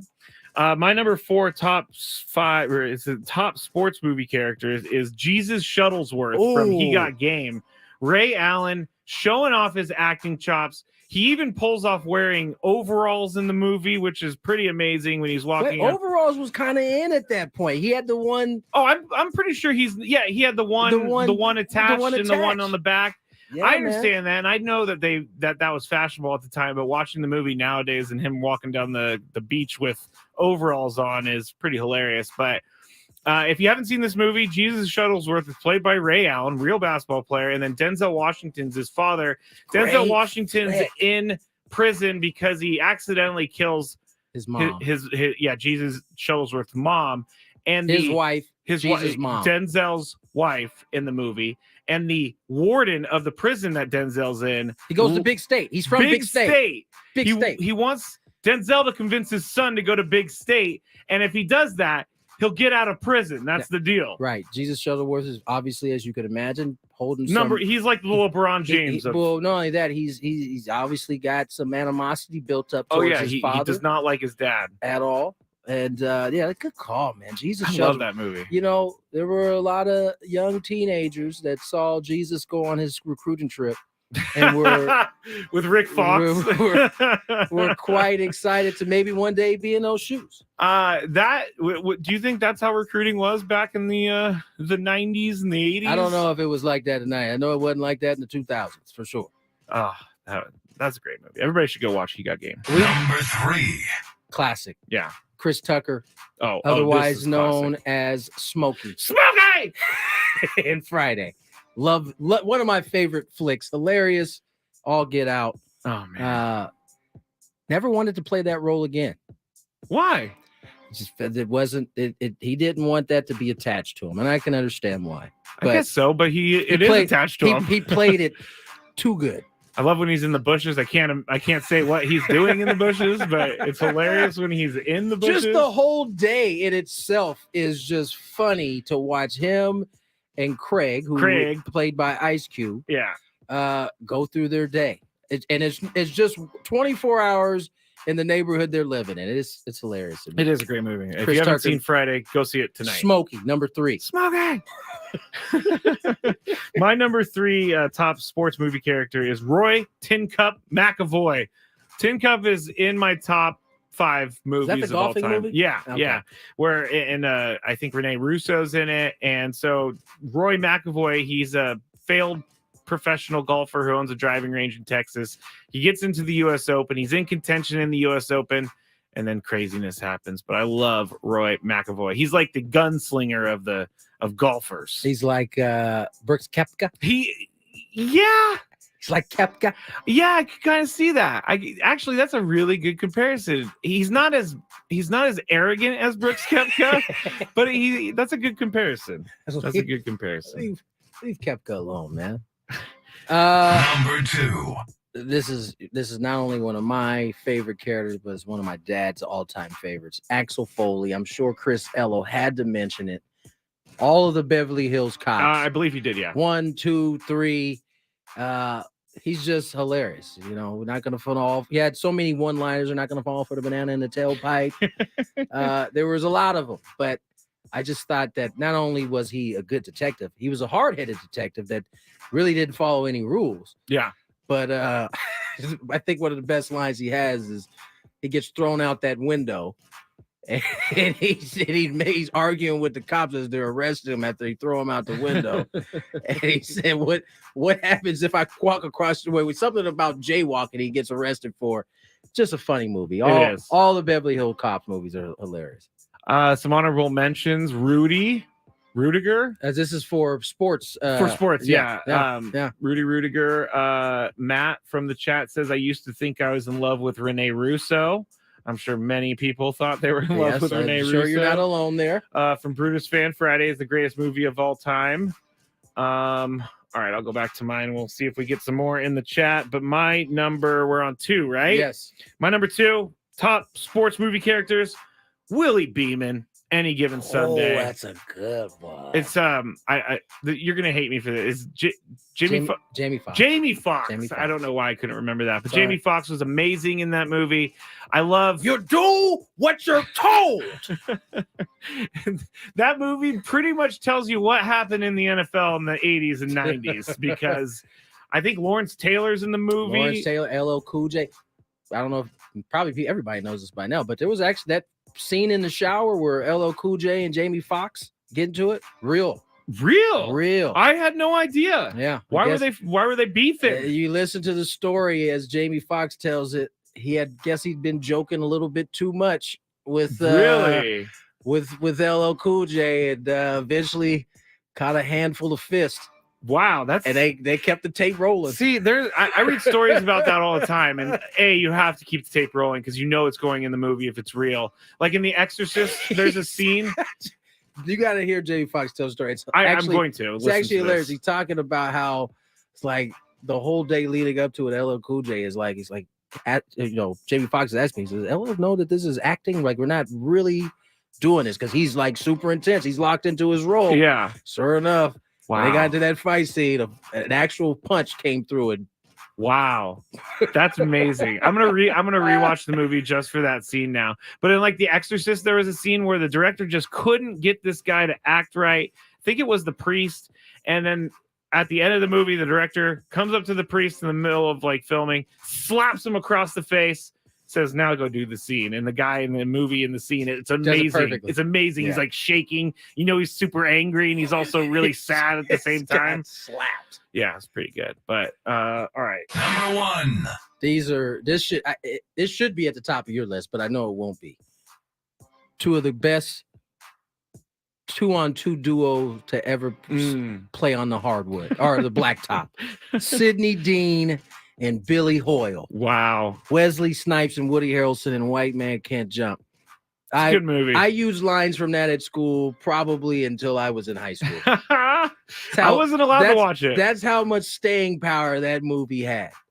It came out in 1992, so I was 7. I was you were 9, 10-ish. I was probably a little young too. Yeah, I was definitely too young.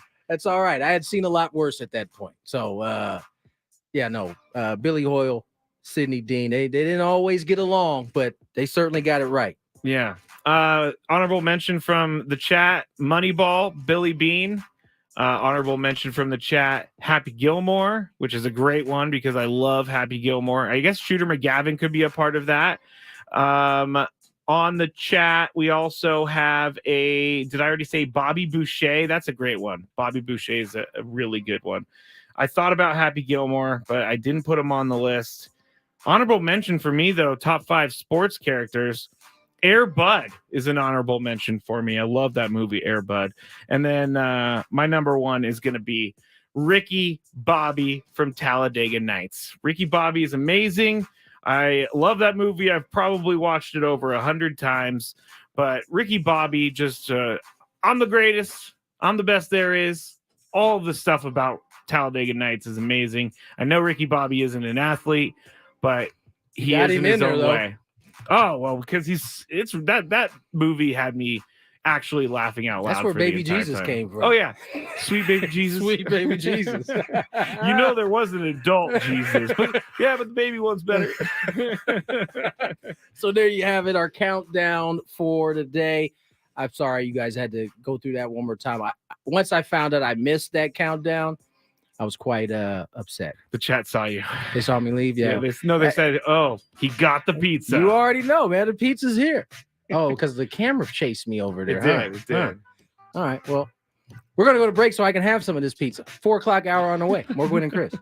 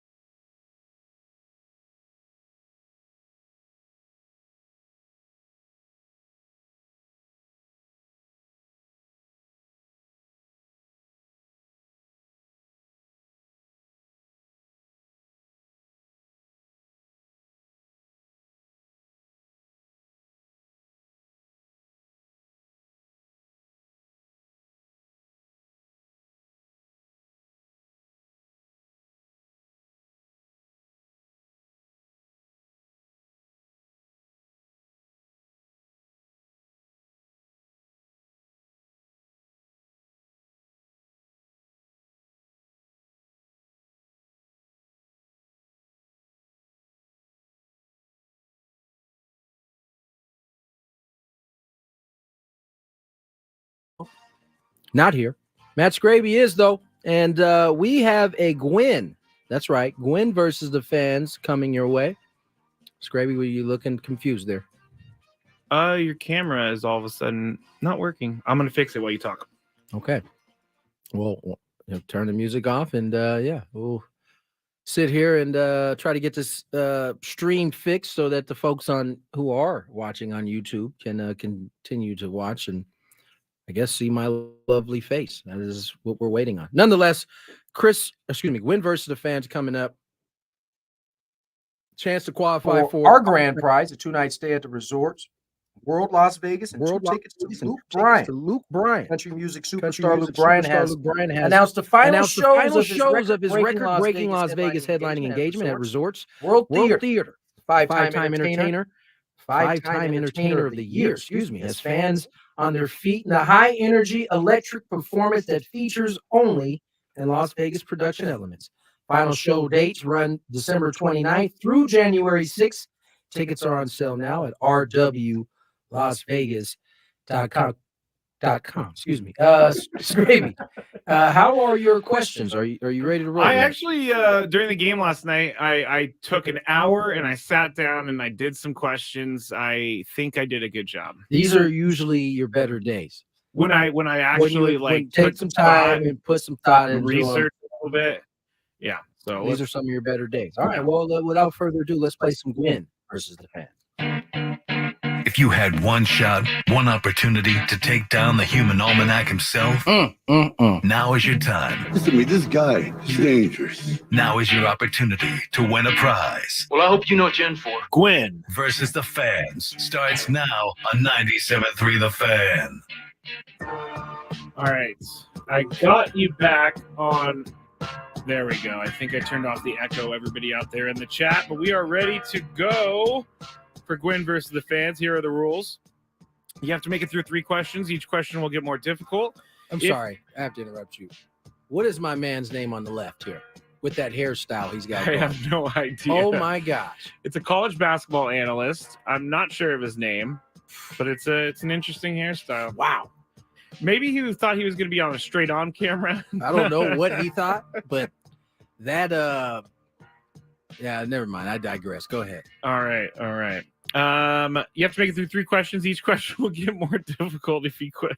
I can't stop watching the guys. If you get the question right, you move on. If you get it wrong and Tony gets it right, you're eliminated. But if Tony gets it wrong, then you move on to the next question or you win. If you're a first-time player, sorry, let me know before we get into it, and you will skip the first question and get that one for free today. So let's start with our first contestant. I'm going to go with Ryan in Chula Vista. What's up, Ryan? How's it going, Ryan? That me? That's you. Hey, what's up, guys? Long time no. Nice. What's going on? Oh, I think I know which Ryan this is. Are you ready to go, Ryan? Yeah. All right, here we go. Where did Deshaun Watson play college football? Clemson. Clemson is correct. Nice job. I didn't think it would be that easy, but here we go. Question number 2. Current Rangers GM Chris Young ended his playing career with what team? Not a big ball guy. You got an answer? Let's go with the Baltimore Orioles. The Baltimore Orioles. Stay there, Ryan. If I'm not mistaken, my guy CY ended with the Royals. The Royals is correct. You got it. Boom. Boom, he says. Sorry, Ryan. Yeah, sorry, Ryan. Let's get to our next contestant. Are we missing something? Are we missing like some music or something? No. I'm just distracted because there's something up with the stream. I'm sorry, guys. I can't worry about the stream right now. We got to get back to the stream in a little bit. Yeah, we'll get back to the stream in a little bit. Let me get our next contestant, Matt in Lakeside. What's up, Matt? What's up, Matt? What's up, guys? You ready to go? I'm ready. All right, here we go.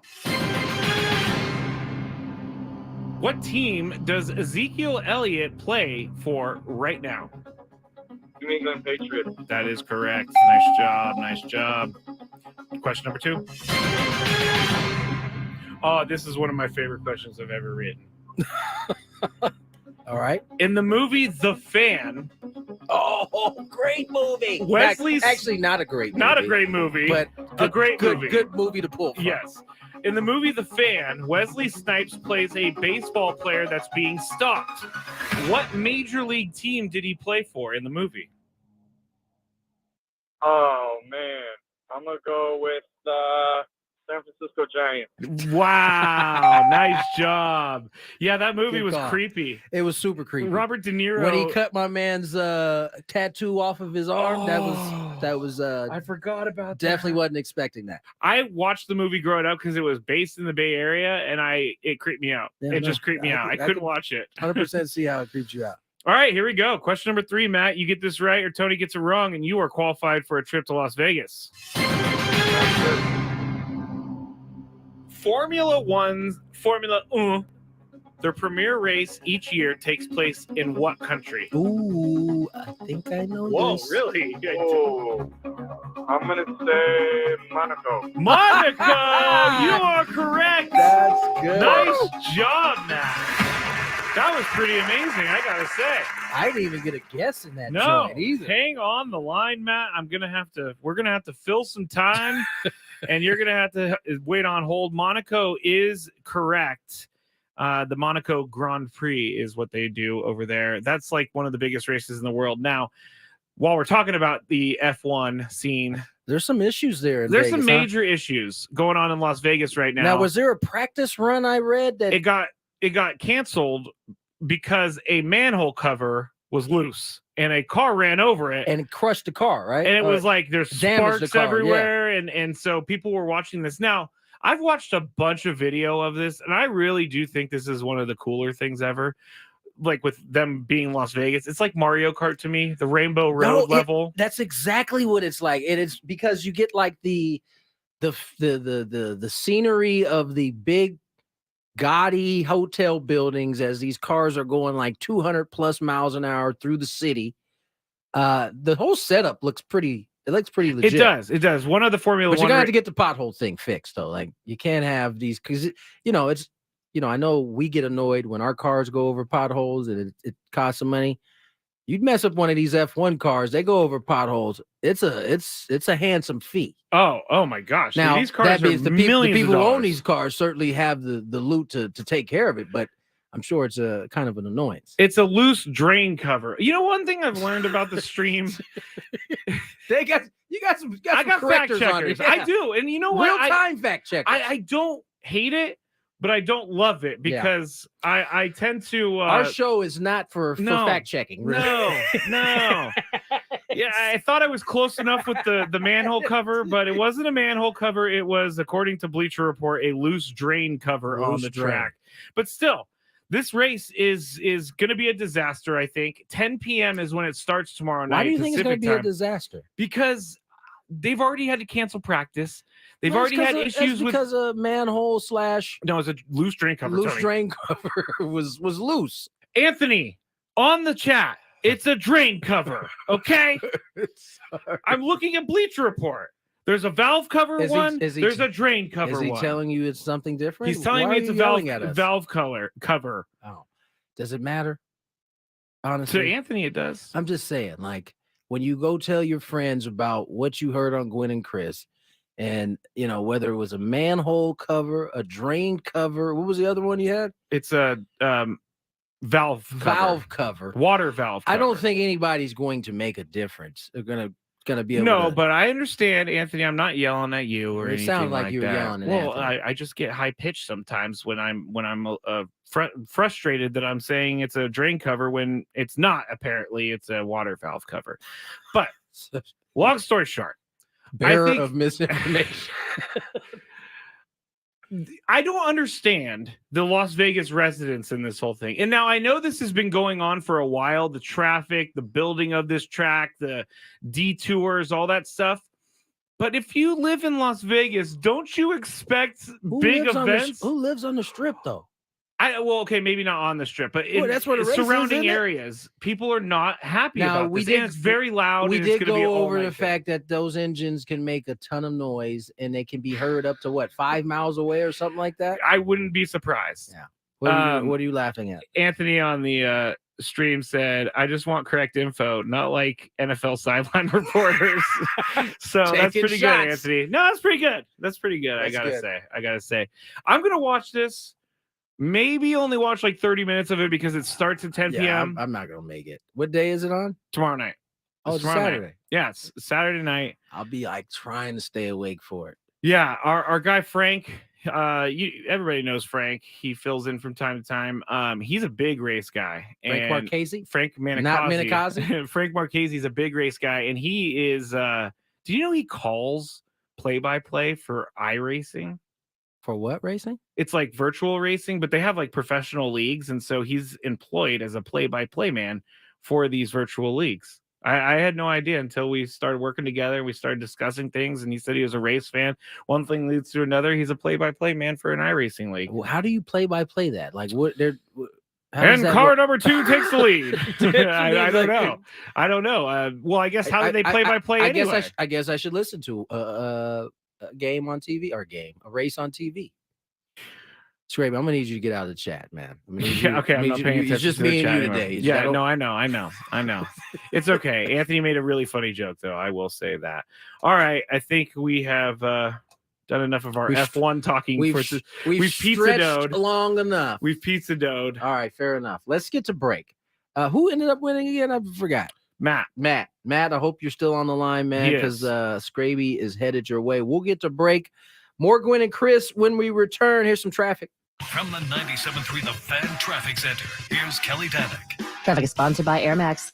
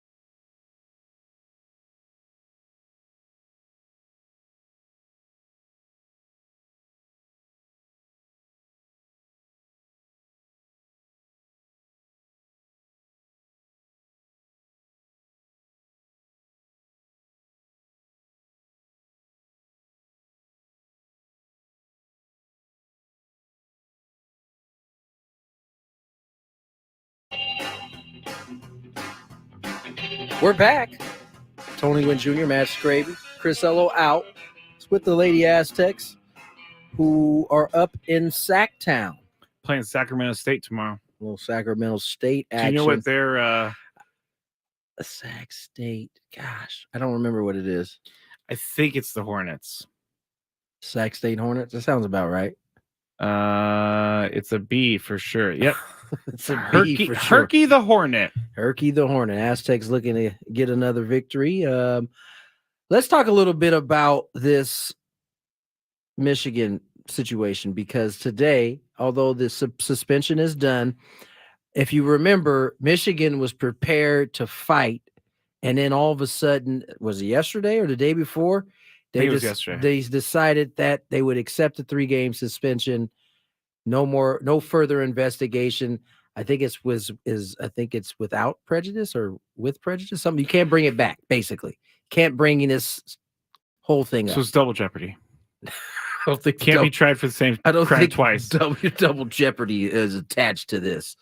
Nonetheless, some information has come out, and according to ESPN, multiple sources told ESPN that the NCAA informed Michigan this week it had obtained evidence suggesting that a university booster helped fund the impermissible sign-stealing operation run by former staff member Connor Stallions.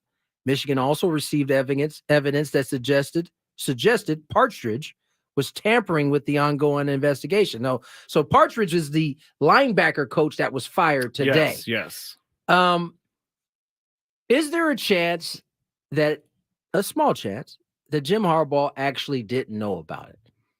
With this booster being involved now, does this change your perspective at all? Oh, you're asking the wrong guy, because my perspective has always been the same. That's right. You've been pro Jim on this. It's Chris. Yeah, and Chris is probably wouldn't change his mind based off. I don't think so. I mean, is it possible? Yeah, I do think it's possible. I do too. In today's college world, where you got NILs, you got there's a lot of money kind of flying around. Mm-hmm. I could definitely see a booster paying somebody to do this type of deal. Oh yeah, what is his name? Well, the movie The Program. If we're talking about sports movies, you should have had the linebacker. The linebacker, Mac. The one who I can't remember his last name was Mac. He was the one who used to make up things about what the other team was doing to a family member. Yeah.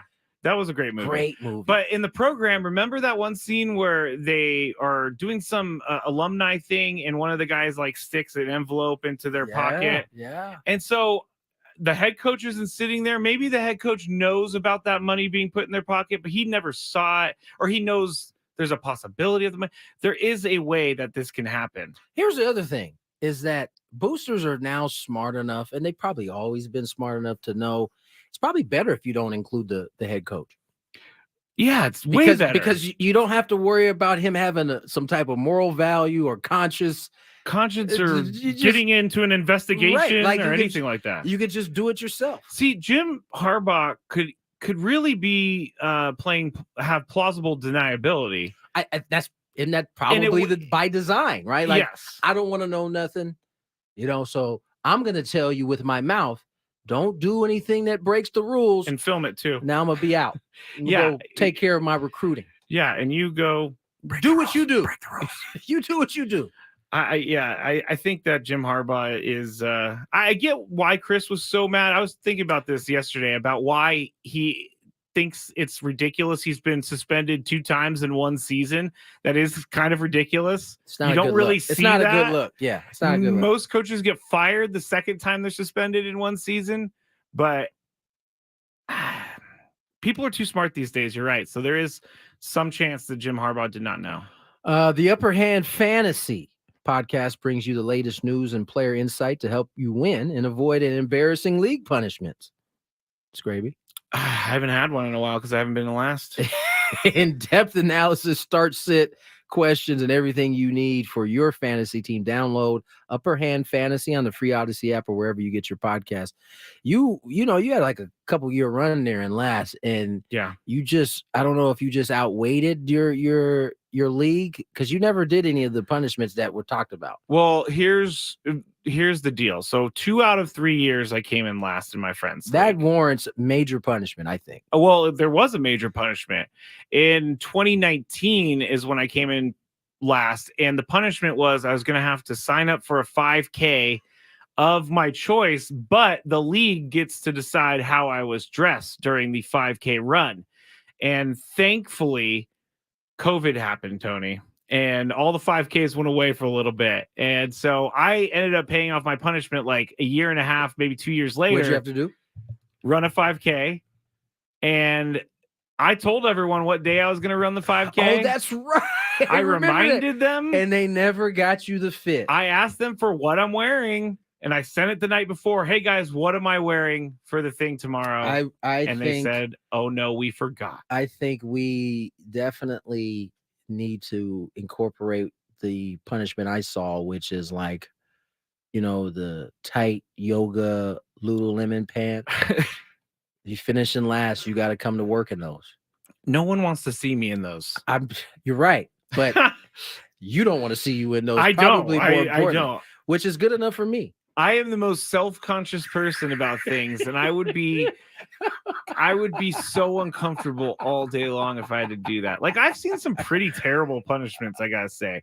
Like, one guy had to go stand in Times Square in like a baby diaper and until he got a certain amount of tips from people. Have you ever heard of the Waffle House one?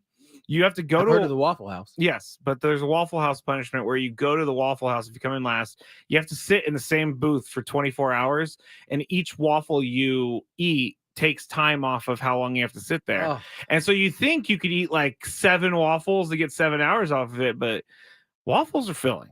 Yes, they are all carbs. You got to go no syrup. Yeah. So you just have to sit there for like maybe 17 hours eating waffles. That sounds atrocious. What should our league's punishment be when Chris comes in last? I just told you. That was our league's. That's Lululemon tight pants. Some type. It don't have to be Lululemon because those are kind of expensive. Yes, but some tight, yoga pants. You got to wear them to work. I don't.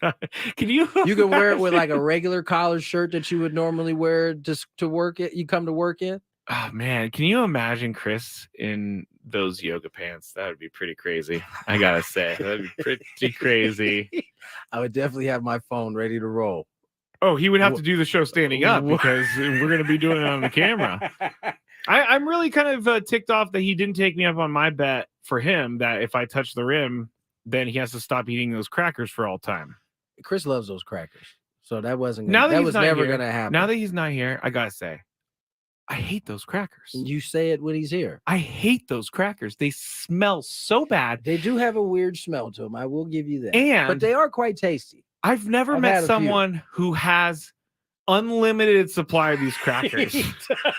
He never forgets. There's not a day that comes by that he doesn't have those crackers. Like, there's going to be, for me and you, maybe 1 or 2 days where we didn't get to the grocery store. We couldn't pick up our crackers. Chris has a full bag of crackers. And then he does this thing. Yeah, this is fun. And then he does this thing where he takes them and he plays them like poker chips on the table. And I'm like, what are you doing? He has them stacked. Yeah, like he's about to push them all in. Yeah. He does like the clinking of them together. I noticed that yesterday when he was over there playing with them. That's so gross. That's a good observation. It's so gross. What was I? We were going. So we talked about it earlier. We talked about it with Marcus McNeil, Ken Dorsey being fired. Everybody's not happy about that. Quentin Spain didn't say a name, but there is one that suggested Sean McDermott. Now, Quentin Spain is a former offensive lineman for the Bills, so he can speak on it. And so he just tweeted out that the wrong person. He did when it was like he quote tweeted that with the Ken Dorsey's fired tweet. That's the wrong person. I think he was insinuating that it's McDormand. How much time does McDormand have? Because unlike the Chargers, there's a lot more expectation for the Buffalo Bills, and they seemingly are regressing over the last couple seasons. I thought Sean McDermott 2 years ago was maybe top 5 coaches in the league. He has regressed as a coach. Was it 2 years ago that the Chiefs and the Bills had that crazy I think maybe 2 or 3 years ago. But last year, I don't know that he knows how to handle Stephon Diggs and what it brings to the locker room. I know you handle Stephon Diggs. Give him the ball. It's pretty simple. I think he came into the game on Monday night having the most catches in football. All I know is on Monday night, they didn't get him the ball and they lost. Yes, they did. So it's not helping their case. And then Trayvon Diggs took to Twitter. And his brother took to Twitter. I imagine that is a pretty uncomfortable locker room right now. Oh, yeah. And Josh Allen, he seems like a deer in the headlights right now. I don't think he expected this in a million years. To me, when I watch him, it's a good lesson in that no matter how talented or good you are, when it's not going well, you can lose confidence because he looks like a guy that doesn't have a ton of confidence right now. Yeah. Do you think that Josh Allen, maybe I'm just reacting to a poor year so far. I mean, he's also scored like the most fantasy points this year, but do you think he is an overrated quarterback? I don't think he's overrated. I think he's having a hard time turning the corner, right? Because really his bugaboo since he's been in the league, before Stephon Diggs got there, was that turnovers. He's like a wild horse, right? He's a stallion. That's a good way of putting it. He just, he does it works sometimes and it doesn't work sometimes. And when you're an up and coming team, fine. You take all of that excitement and you deal with the turnovers. But once you start having expectation of actually getting to a Super Bowl, you have to start kind of trimming the fat a little bit. You gotta cut out some of the bad habits you have. And it seems like when you think he's gotten over it, he'll have like a 2 turnover, and it'll be like in back-to-back weeks or back-to-back possessions. And there'd be one-offs where it'd be like a crazy one, like, man, what did you see there? But it seems like they're happening a little bit more frequently now, and I just think that's, to me, a sign of a lack of confidence at this point. I wonder if they miss the playoffs if Sean McDermott's gone. Yeah, that was where I was going. Like I think there may be a change at the top if they end up outside of the playoffs or another early exit. I don't know that it does Sean McDermott any good. No. All right, let's step away. Let's get to break. When we come back, Skraby has a Big Five all set and ready. The biggest guests in San Diego sports.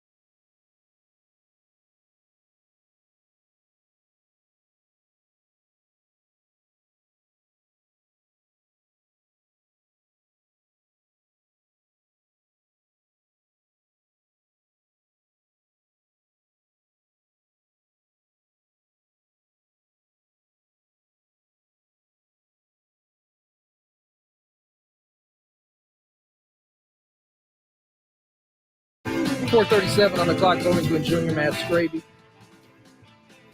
Taking you through the rest of the 4 o'clock hour. Big Five headed your way. Skraby, you had a couple ideas for last place finish in the Odyssey Fantasy Football League, I heard on the chat there. Yes, on the chat they said Winnie the Pooh costume, but specifically Coach wearing the Winnie the Pooh costume. It's a big-ass Winnie the Pooh right there. That is a big-ass Winnie the Pooh. But it would be pretty hilarious to see Coach wear a Winnie the Pooh outfit. It is. But Coach isn't coming in last. No, so. He's not. I don't know who is actually the worst in our league right now. It's not Chris. It's not Chris you. removed himself out of last place. He did. He's worked his way up a little bit. I will check this out as you get going. All right. Well, I think that's my cue to go ahead and get us to the Big Five. But first, there's some traffic. From the 97.3 The Fan Traffic Center, here's Kelly Danick. Come on, people, work with me. Accident now eastbound side of the 8. This is just before Mollison. Not showing if lanes are blocked. Northbound side of the 805 at the 5. Crash blocking the left lane. Bigger problems up ahead. Northbound 5 before Carmel Valley Road. 3 left lanes blocked with an accident. Now getting reports of a hit-and-run crash. Northbound side of the 15 near Scripps Poway Parkway. Not showing if lanes are blocked there. I'm Kelly Danick with Gwyn and Chris, San Diego's #1 sports station, 97.3 The Fan. It's that time of the show when we check on the latest in sports. Only the most important topics and questions are brought to light. Stop what you're doing and listen. These news stories will astound and amaze you. The one, the only. Oh my God, who the hell cares? The Big Five starts now on 97.3 The Fan. Well, before I turn the Big Five over to Mr. Skraby, this is breaking news from 97.3 The Fan. Padres make a move to their bullpen. Yniel De Los Santos is now a Padre, former Guardian, was traded in exchange for Scott Barlow. It's interesting. Yniel De Los Santos is 27, set career highs in appearances at 70, innings pitched with 65 2/3, holds with 16s, batters faced, strikeouts. That's it in 2023. 5-2 record, 3.29 ERA. His whip is about 1.14. In his second season with Cleveland, and his third full season at the major league level. So they get a younger bullpen guy, younger bullpen guy. And in exchange for Scott Barlow, who was very effective for the Padres. But I know why they probably did this. Why? Because Scott Barlow is going into his last year of arbitration next year, and then he's a free agent. So there you go. A little more team control. You know, AJ and likes younger. control. And younger. That's right. So I like Scott Barlow. Scott Barlow did well. Yeah. He did really well. Unfortunately, the Padres didn't play any meaningful games really for it to like stand out to most people. But he pitched well as a Padre. So I mean, that parlayed. If he doesn't pitch that well, they may not be able to get this Yniel De Los Santos. No, it's a good point. I was just about to say, I guess to me it's a little bit of a lateral move, but it's not a lateral move because we don't know. It could be a lateral move. We'll see. All right. There's clearly something that De Los Santos, brings to the table that they liked, maybe a little bit more than what Scott Barlow had. Let me look at De Los Santos's contract situation. Well, it's only his third full season at the big league level. What do you got? Arbitration? I don't know if that's the real guy, so I'm just gonna. Well, there was a guy with his name is De Los Santos, and it has a Padres logo next to him, but it's not the same name that we have. It's Fautino. No, that's not him. Yeah, so I will do some research. You gotta look for him as a Guardian. Good call. I mean, it may not have been able to. There it is, Tony. Nice job. 2024 will be his first year of arbitration. Yeah, he's only gonna make $1 million estimated. They got some good control. Barlow was 7.2 estimated. That's about $6 million saved there. Nice job, AJ. We'll see, but nice job. I'm saving money off the books. All right, here you go. Big Five. Go ahead. All right, here we go. Boom, Let me get back boom, into boom. it. No, that was one. All right. This came in a little bit earlier from a good listener to the show, Dustin Tornator. I'm sorry if I shout out to Dustin. I won't even try to butchered your last name. I won't even try to go there. But they replied on X to our show post, and it said this. Do you think the Padres will focus more on improving their offense this offseason? The Rangers' starting rotation was ranked 18th in ERA, and the D-backs were ranked 20th. Padres were first, and we missed the playoffs. Tony, the question, do you think the Padres will focus more on improving the offense? I think that's fool's gold. Their offense, I mean, where do you improve it, right? And how do you improve it? Are you expecting that Jake Cronenworth will have the kind of year he had last year? Are you do you not expect improvement from FTJ? I do. Do you not expect improvement from Manny Machado? Yes, I do. The Jake Cronenworth one is interesting because I don't know what to expect next year. We've seen a couple different versions of Jake Cronenworth. That's fair. It's safe to say it's a I don't know if it's a big year for Jake, but it's a big year for Jake in terms of the Padres want to go where they're going. I mean, part of the reason why they were able to do what they've done is because they've had the supporting cast members play well. I just don't know how. I guess it depends on what do you consider improving your offense. Win, right? I mean, because they have talent offensively. Yeah. I mean, when you look, if we're being honest, you start the year, if you look at the talent on the offensive side, you look at the talent on the pitching side, which side would you have said is the stronger unit? The pitching side. Really? Oh, you mean? Oh, yeah. No, the hitting before side. the season. Yeah, hitting side. Yeah. Obviously. Yeah. So I don't know. You also have to remember Rangers. Yes, they had an unbelievable offense, but their bullpen got hot. Their starters got hot right as the postseason started. Yeah, they did. So, they may have finished the year 18th or whatever those numbers were, minus DeGrom, minus Evaldi at times during the season. So I don't know. I think they'll address I think the Padres are going to address their rotation because that's the thing that's like the bright red light is flashing on. Yeah, I totally see why Dustin's asking this, and I'm with you. The way you put it made sense to me. On paper, the offense doesn't need to be helped. There is just a lot of either bad luck or poor timing, or at this point, when you look at the end numbers, you'd have to say it was bad timing. Like, yeah, they did because they came back up and they started playing as a team that we thought they were going to be all year. It's just too late. There's just way too late. So, good question, Dustin. Number 4. All right, Tony's favorite guy, Trevor Bauer. He tweeted this earlier after Garrett Cole won a Cy Young earlier this week. He said, quote, "Welcome to the club, Garrett Cole. Finally recognized for something you've deserved for a long time. Pretty damn cool for a pair of college teammates to both win Cy Youngs. For all you baseball historians out there, has that ever happened before, or is this a first?" End quote. Tony and I had a long conversation before the show. There's 2 questions here. First one. Is he trolling Garrett Cole? I will say, I think he's trolling him. You did say that. I think he's just trying to find a job in Major League Baseball, and he's trying to be nice, but everybody can see right through it.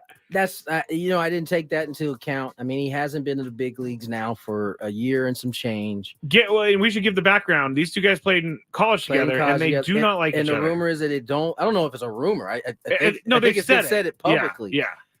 I just feel like this is a troll. Because Trevor won his Cy Young in the 60-game season. And I'm sure that just burned up Garrett Cole. Burned him up. Man. And so now he's like, ha, you finally got one. Welcome to the club, buddy. I was there first. I'm just saying. I'm welcoming you in. Exactly. Wow. Even though you're regarded as like one of the top pitchers in the league. Wow. I'm welcoming you into my club. That is professional trolling. I mean, is there anybody better? I don't think so. There's not very many. I think he just better. put himself at the top in my mind forever. Now, to be fair, he very well could be genuine in him saying, congratulations, but the 2 don't like each other. Yeah, it's been well publicized. I think he took shots at him after Spider Tack. There's just a bunch of stuff going on. These 2 have kind of butted heads, from what I gather, all the way back to when they were at UCLA. So the actual question, I'm up first, is should the tire kicker AJ Preller kick the tires on Trevor Bauer? And I say to check in on it, but I don't believe he's the right fit for this team. And I think that he probably comes at a good price. I mean, he doesn't have the upper hand in this whole thing, but I can't see him coming into the clubhouse and making things better. Tony? I think you have to ask the dudes in the clubhouse, how they would feel. I don't know that. I don't know them. So we don't. None of us know. And I think also in this type of signing, you got to take into account how the people who are paying money to come out and watch feel about it. This isn't like your typical player signing where it's just about. No, it comes with a lot of. There's just some baggage that comes with it, and regardless of whether he has been acquitted, well, he was never really charged with anything, right? It was. He was not charged. So the lawsuit was. Acquitted is not the word, but his innocence, however you want to say it, however it was cleared up. He was not convicted of a crime. Right. He was never charged with a crime. Yes. That has to be. I would assume that has to be taken into account. Yeah, that's true. I don't know that San Diego would be fond of Trevor Bauer, but who knows? Number 3. The New York Giants are having a tough season, and Saquon Barkley hopes he can finish out the season strong so he can get a good free agent contract in the offseason. He was talking to reporters this week, and they asked him about the Giants and his loyalty to the team and whether or not that will translate to a big payday from the team. He stopped the reporter while he was being asked this, and he said this. Loyalty means nothing. Loyalty, that don't mean nothing. No matter how loyal, no matter how committed you are, it's a distance at the end of the day. That's something that I've learned. So for me, it's the way I try to handle that is not really focus on that. Try my best not to think about it. I feel like every week, I have to answer a question about it, which I get it. You guys are doing your job, and that's the only time it really crosses my mind. To be completely honest, because if not, I would go insane. I would lose my mind. So that's what he told the media earlier this week. Tony, you're up for this. But do you think, because we asked Marcus this a little bit earlier about the loyalty thing, do you think loyalty should be a part of a team's decision-making process? Loyalty? Like Saquon. He wanted to be a Giant. He stayed with the Giants. He took his one-year deal because they weren't willing to give him a long-term deal. No. No, that is the shortest answer I can give you, because the reality is it's not a two-way street in the world of sports, at least, where so much is tied to your production and your availability and whatever the case may be. You could have 5-6 straight years of just pure brilliance on the field. Yeah. And 2 where you're injured and not productive. Yeah. In that 8th year, you come back, the organization may not feel the same about you. No matter how much work you put in for said team. And it works both ways. It works both ways. I mean, often it works one way. The team is usually the most deceived. Team always holds the hand. They hold the hand. But occasionally you'll see a player who, a team may have stuck with through some tough times. They get their opportunity. They cash in. It's not meant to be a loyalty test, honestly. It's not meant to be a loyalty, because the reality is as an athlete, you have a small window of being able to do whatever it is you're doing. In most sports, golf a little different, but it's a small window, and would behoove you to take advantage of that small window as much as you can when you can. And so it doesn't really lend a hand to loyalty. Yeah, that's the tough part for a young dude like Barkley coming in out of Penn State. That's what he gets to play in his hometown of New York. Of course, he's like, this is where I wanted to be. Happened to me. I came here to San Diego. I was happy as pie. That's true, yeah. And then I sucked. And they non-tendered me. I it was useful in terms of being able to use that as fuel. Okay. But I respected it. I understood it. I didn't do my part to make it harder for them to make that decision. Yeah, what he said. Number 2. I mean, I live in a world where I want I live in a world that doesn't exist where companies are loyal to their employees and employees are loyal to their companies. All right. RG3 is an established ESPN analyst right now, but he is looking to do something else for a little bit. Here is his plan on his podcast. The Browns should sign me as their starting quarterback, and here's why. 1, at 33 years old, I understand the game better than I ever have in my entire career. I know how to slide, and I know when to slide, and that was a huge issue in my 8 years in the NFL. But I've learned from my mistakes, and I'm ready to showcase that I can get it done. But here's the thing. Deshaun Watson went 14 for 14 in the second half against the Baltimore Ravens, and he used his legs to go out and scramble and extend plays. Of those 14 passes, there weren't really any of them that you would say were $230 million worthy passes. All they needed him to do was manage the game because of them dogs they got over there on defense, starting with Myles Garrett. Well, guess what? I didn't do that. I can go out there and manage a game for the Cleveland Browns and help them go on the Super Bowl run that they want to go on. That was RG3. I'm up first. Is he being serious or is this a podcast promotion?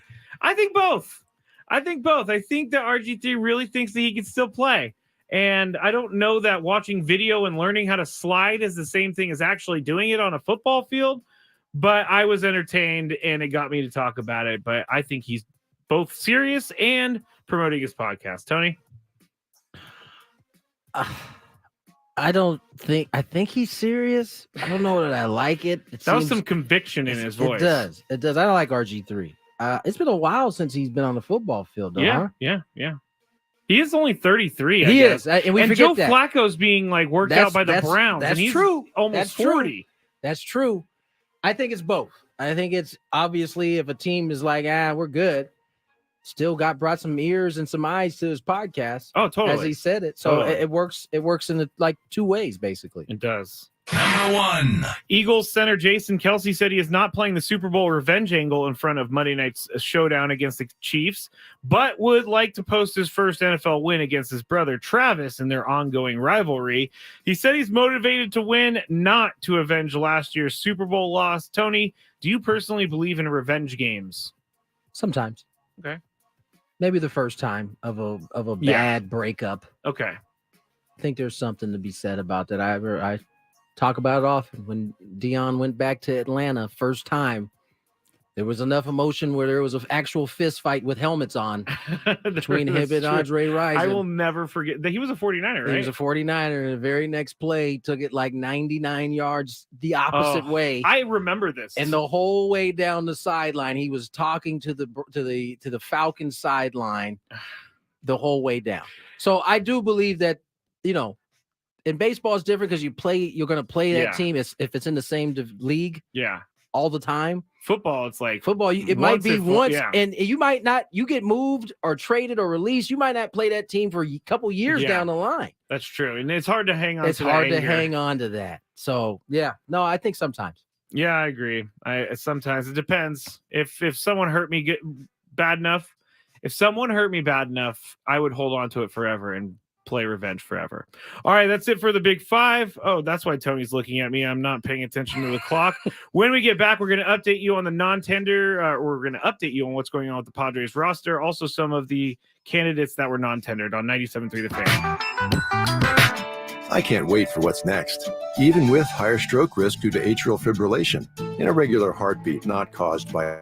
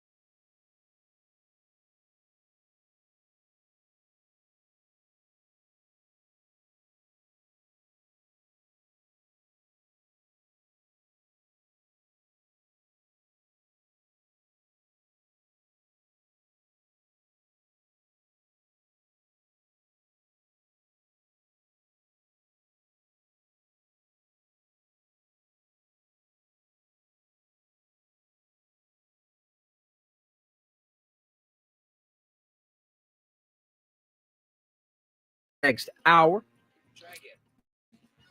Sorry, that was my Apple Watch talking again. We will have a biggest fan in this hour. Oh, right now. No, right like now. Right now. Right now. Right now. Right now. It's time for today's biggest fan. Today's biggest fan is Jose Rodriguez Jr. of San Diego. Give us a call, 833-288-0973 within the next 10 minutes to register for our grand prize of 20 tickets to a 2024 Padres game in the Odyssey Suite to watch a Padres game with your friends and all of the fans' hosts. If you want a chance to have your name called to register for our grand prize, visit 973thefantasy.com/biggest fan today.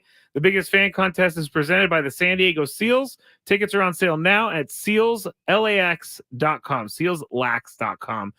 Today's biggest fan, again, Jose Rodriguez Jr. of San Diego. 10 minutes starts now, 833-288-0973. We're getting better at that, Tony. Yes, we are. More news in baseball, and this is going to start trickling out because the 8 o'clock Eastern deadline has passed for the non-tender. So we're going to start probably getting names throughout this hour. But another trade was made. The Red Sox are trading for Luis Urias, are trading infielder Luis Urias to the Mariners. Right-hander Isaiah Campbell is headed to Boston in exchange for Urias' services. So that's a trade that went down a couple hours ago.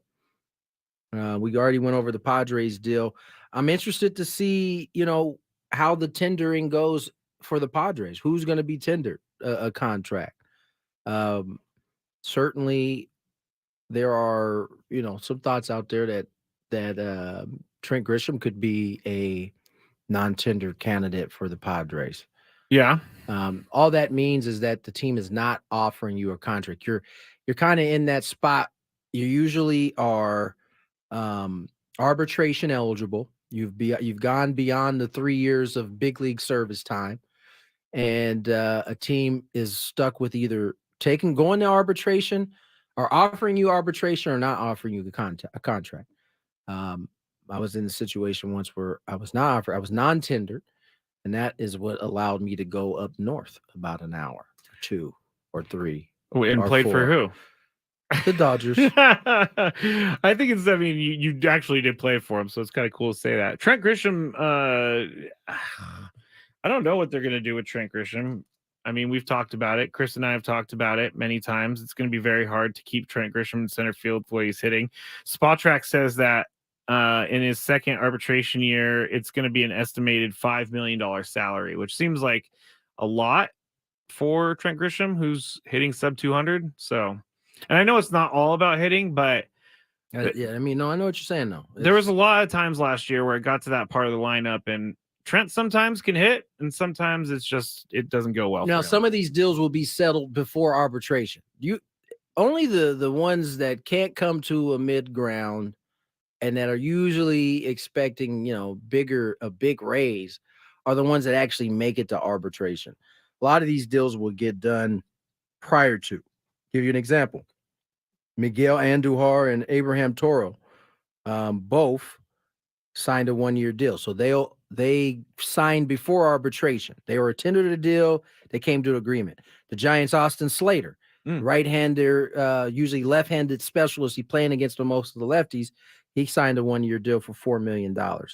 And that's a little bit north of what was projected at 3.6. So some of these deals will come to fruition before arbitration happens, which is right around spring training. Some of it happens actually during spring training. So just got to be nerve-wracking for the guys who are trying to find jobs. Well, if you've been tendered a contract, you're going to have a job. It's just a matter of how much coin you're going to get to do that job. Yeah, the Padres, if you just missed it, they traded Scott Barlow to the Guardians for relieving pitcher Enyel De Los Santos, and more trades, by the way. Oh, more trades. Well, real quick, Enyel De Los Santos is coming over with less. He has more control than Scott Barlow, and Scott Barlow is going to make around $7.2 million. More team control, not ball control. Team control, yes. Yeah. It's not like his accuracy is any better now that he's a Padre. Braves trade Kyle Wright. I don't know if you guys remember. He was the young pitcher a couple years ago that was lights out for them. He's traded to the Royals in exchange for fellow righty Jackson Cower. See, reports Annie Rogers of MLB.com. Rogers' colleague Mark Baumann first indicated that some type of deal involving Wright could be in the works. Wright underwent shoulder surgery following the season and is expected to miss the entire. So this is another one of those Woodruff deals because Kyle Wright had shoulder surgery. He's expected to miss the whole 2024 campaign. So this is a deal in which Kansas City, who has 2 years of control of Wright, will use one of those years in order to get him healthy. I guess this is kind of like, isn't this kind of like what the Padres did with Mike Clevenger? You know who it's like what they did with the the righty we had that was a 2-year deal. Garrett. It's right on the tip of my tongue. Chat, do what you do. Chat, do what you do. Garrett something. Garrett. I don't know. It'll come into the chat at some point. But it's along those lines where you pay for the year for basically a rehab year where you get right. And then from there, you hope that he's healthy enough to contribute. Garrett Richards. I told you the chat was going to come the through. Chat is good for that. You just got to let it marinate. Brandon has a good question, and I'm going to ask you this question as well. Austin Nola, what's going to happen with him? It's a good question. Trade him? I don't know, man. You can never have too much of that position, right? Does he want to? Doesn't necessarily. He's under team control too. Yeah, I think for another 2 years. Let me see, because Austin Nola, I know he had a terrible year. He had a rough year for sure. His arbitration, he's in his second year of arbitration. He's estimated to make $2.3 million. Yeah, so he's under team control now. He could be another candidate. I mean, the Padres only have one catcher on their roster right now. Yeah, Gary Sanchez is not signed. Yeah, Capisano Luis is the only catcher that they have on their roster. Now they got the young kid down in the minors that is I would assume and is not ready yet. Why is my brain not working today? We're not in full baseball Ethan mode. Salas. Ethan Salas, yes. But so yeah, there's as we've talked about, there's a lot of questions, holes,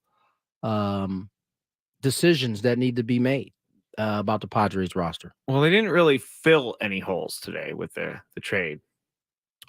Brewers non-tender Brandon Woodruff. They did. Yes. All right. Wow. I mean, he was their guy for a long time, but you can't pitch for a year. Well, you're hurt. He's been hurt. And so, what I've learned about the Brewers is they're pretty cutthroat when it comes to saving the dollar. Like they don't hesitate on that type of thing. Whether it's trading Josh Hader or in this case, moving off of Woodruff, who's going to miss all of 2024. We'll see who jumps on this. Somebody's going to sign him. Oh yeah, because when he's healthy, he's top tier. So back to the Garrett Richards thing. So the Padres signed him while he was injured. One more. Okay. A couple more. Yeah. Rangers. They have non-tender San Diegan Matt Bush and left-hander Brett Martin. Go ahead, Skraby. No, Garrett Richards was signed. He was signed while he was injured. So they basically locked him in at a lower rate because they said, here's some money to stay with us. Right. And it's not a bad idea. I think Mike Clevenger, they kind of did it with too, but he got a little bit more money. Well, when they got Mike Clevenger in the trade, remember he was healthy and then he had the Tommy John and they decided to stick with him through that portion of it. And he came back. And I think what you saw is what you see from a lot of guys who have Tommy John. There's a year in which there is a kind of relearning yourself as a pitcher. And then Mike had a good season this year. He was one of the best White Sox pitchers, and that's on a roster on a rotation with Dylan Cease on it. That's true. He seemed to bounce back this year. We saw him that last start. He looked good against the Padres. So we'll see. This stuff is still trickling out here as we go in terms of these non-tenders. Haven't seen anything on the Padres yet. The Cleveland Guardians claimed outfielder Ramon Laureano off of waivers. That's the former Oakland A. Yes, he was DFA'd on Saturday. I'm just adding that to the conversation. That's It's not interesting. real. He could have. I mean, if you're looking for a little bit of an upgrade, that would work. He's a great center fielder. I don't know if you guys remember. He's the one who threw the guy out at first from like the wall after he kind of rounded the bases in Oakland. So he's a tremendous defender. Bat has kind of regressed, I would say, but still may be an upgrade. But he's elsewhere. Cleveland. You said Cleveland picked him up? Yes. There you go. Ben on the chat wants us to dive a little bit deeper. Do you think the Padres take the risk with Woodruff? That's a good question. It'll probably be on the cheap if they do. But how cheap? I mean, because does his name carry? He's hurt, so he doesn't have a lot of leverage. So he's going to miss a whole season. Needs to find a team that's going to allow him to float a year. It'll depend what the market is. If the market is dried up, he got to take what he can. Now, who's going to be willing to have basically a 2-year project, right? I would imagine he's going to have to give a discount for it. This is not his first shoulder injury. So I'm sure there are a lot of teams that liked what they've seen, but are a little weary when it comes to signing him to a deal. Yoshinobu Yamamoto, by the way, Giancarlo Stanton and his agent, remember they responded to Brian Cashman? Yes. Well, one of the agent's clients is Yoshinobu Yamamoto. So that's why I was saying that the other day. Like, if you're Cashman and you're looking for pitching, which I think you are, and this guy is of interest, probably not the best idea to badmouth a client of the agent that you're going to deal with. No. But that, I think that was just Cashman letting off some steam. He's been taking a beating from the Yankee fans. Yankee fans wanted his job. He's getting asked these questions. It's the first time the New Yorker has really come out of Brian Cashman in a little bit. Yeah, he was it's just part of his game now. He's been pretty calm over the last few years. I need to reset on this week because I would like to say that Ramon Laureano was claimed off waivers, but he was claimed off waivers in August. Wowzers. Just giving out information from August, huh? Baseball season actually still going. That was my head hitting the microphone if no one could hear it. I will be better, people. Jeez Louise. I say I'll be better. Let's just go to break. Yeah. Here's some traffic. Better. From the 97.3 The Fan Traffic Center, here's Kelly Down.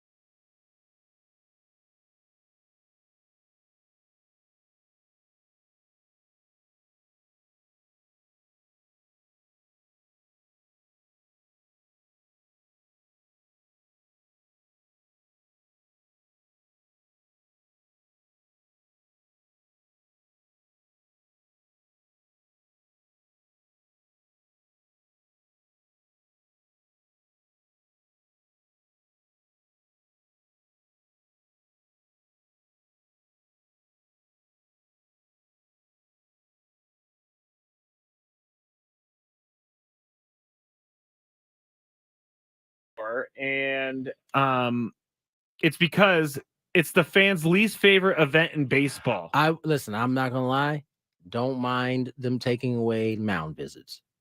I gotta admit, whenever I see a mound visit, I go, "Oh, come on!" And they're never. I mean, it's one thing for a mound visit to be used when a guy is struggling, needs a breather, but sometimes it just feels like the mound visit is just a mound visit. Yeah, it doesn't seem like it serves anybody. No. Pitching changes the timer would reset to 2 minutes rather than 2:15 when a new pitcher steps on the warning track. They are really obsessed with these seconds. They really are. They really are. We're talking about it's one thing to move a game from 3 hours and 4 minutes to 2 hours and 35 minutes. It's a big change. But these seconds in the 3 or 4 minutes they were complaining about the pace of the game being longer at the end of the year, just seems like it's excessive right now. Another silly rule. Well, I guess it's not silly, but pitchers no longer will be permitted to delay the start of the clock by walking around the edge of a mound after a ball is out of play. Now, here's the thing. I'm all for all of these rules that force the pitcher to get on the mound, and listen, there's not enough data yet. We've only done it 1 year. But there was a lot of complaints this year from the pitchers that this was a part of the reason why the injuries were up. Pitchers not being able to have enough time to recover in between pitches. Now, I would argue, I can't remember a time the injuries were down. And that was before we had this pitch clock. I mean, injuries seem like they go up every year. Mm-hmm. So I'm interested to see if, and Major League Baseball has started to try to start collecting this data to find out if it is actually having an impact on the injuries, because obviously you're paying these players a lot of money and, not having them available is a waste of it. And if you're causing it with your rules, you might have to make an adjustment. So yeah, it's very strange that they're trying to save seconds. The 20 seconds to 18 seconds. And now they're trying to shave off 15 instead of the 2:15 instead of the 2, or 2 instead of the 2:15. They're going to the Matt Skraby school of telling jokes. I tell one joke, I get a laugh, and then I keep telling jokes, and then I lose it. So that's kind of what they're doing here. Just keep it the same. That is definitely the school. Keep it the same. All right. That's it for the rule changes. When we get back on Tuesday, it was a very sad, tough day with Peter Seidler passing away. But Jesse Agler, play-by-play man for the Padres, joined the show, and he had some really great stories that he told about Peter. So stick around. That'll be next on 97.3 The Fan. The biggest fan contest is back on San Diego's number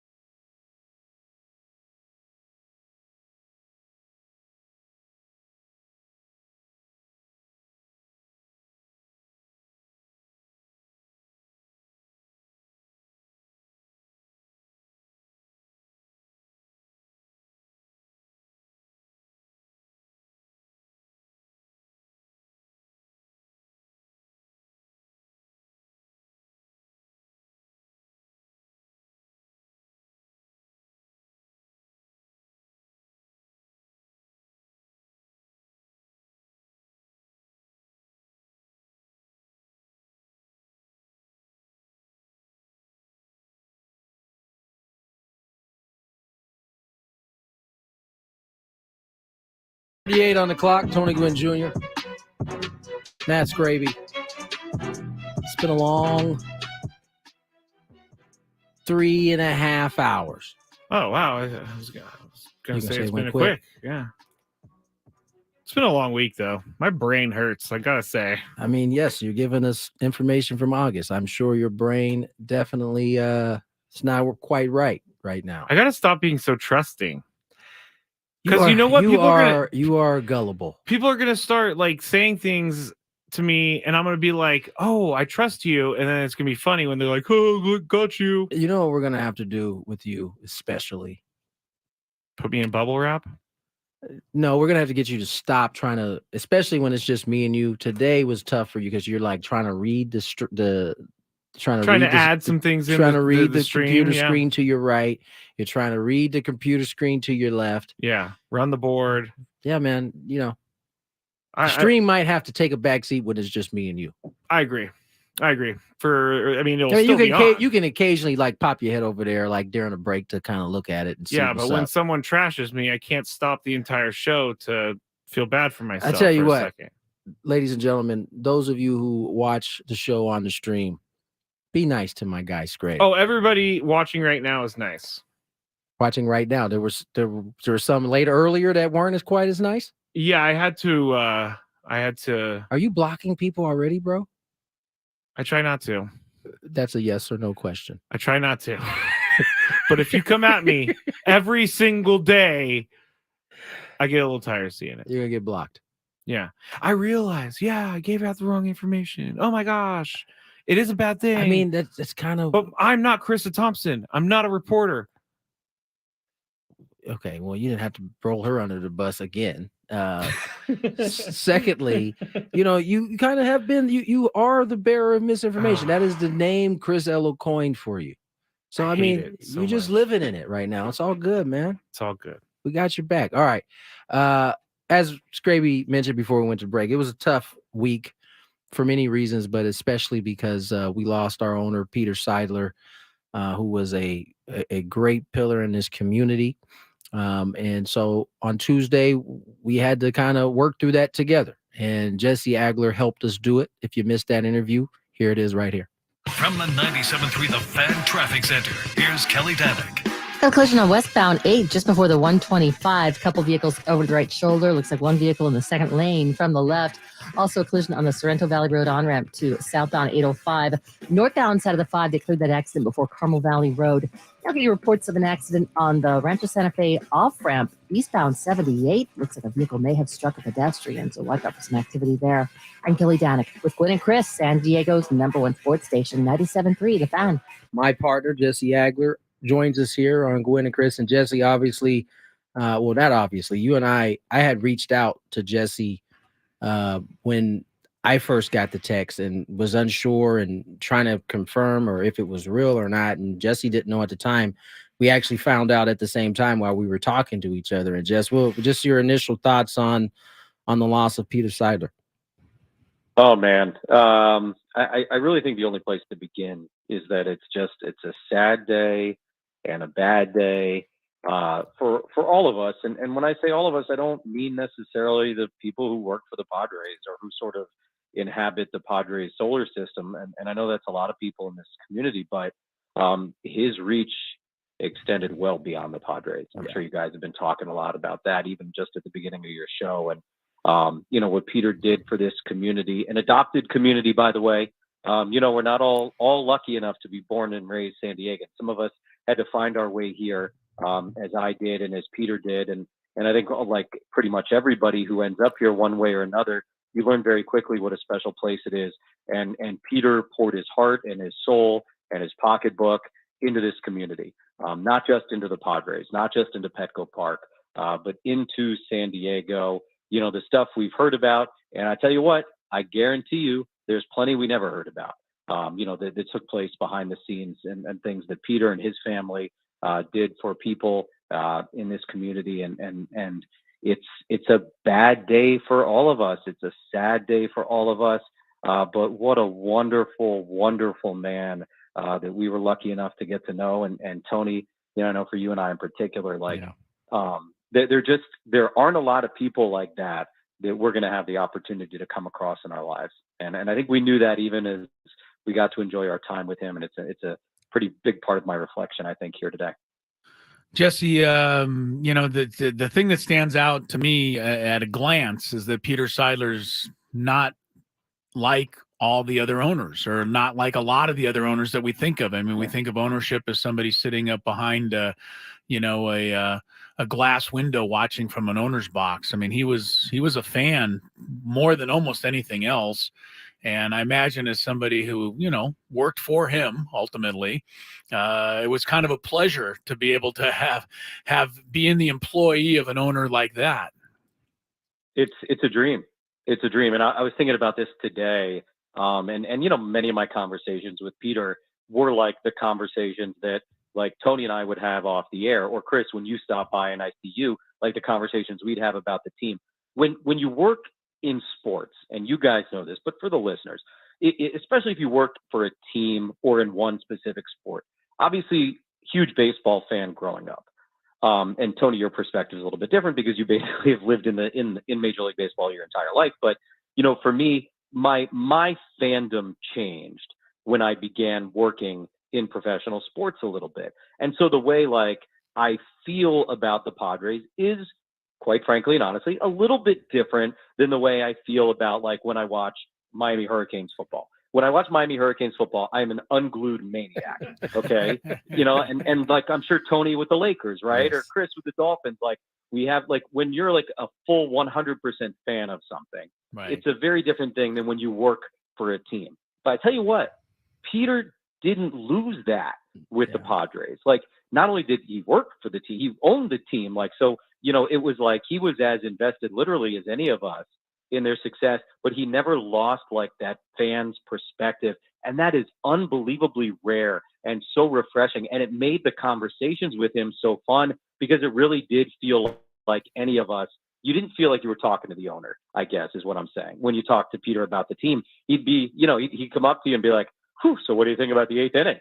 And it was like, you'd start talking about it and talking about it. And, like halfway through my rambling, I remember who I'm speaking to. And I'd be like, well, what do you think about the eighth inning? Like that's far more important than what I think. And I mean, just such like genuine warmth and love for the game and for people. I did the thing, which I know we all do when we lose somebody these days. And I looked back through texts and emails, just to kind of, feel something. And I don't know if that's like the right thing to do or the wrong thing to do, but my God, like it just reminded me what an incredibly positive and supportive person Peter Seidler was.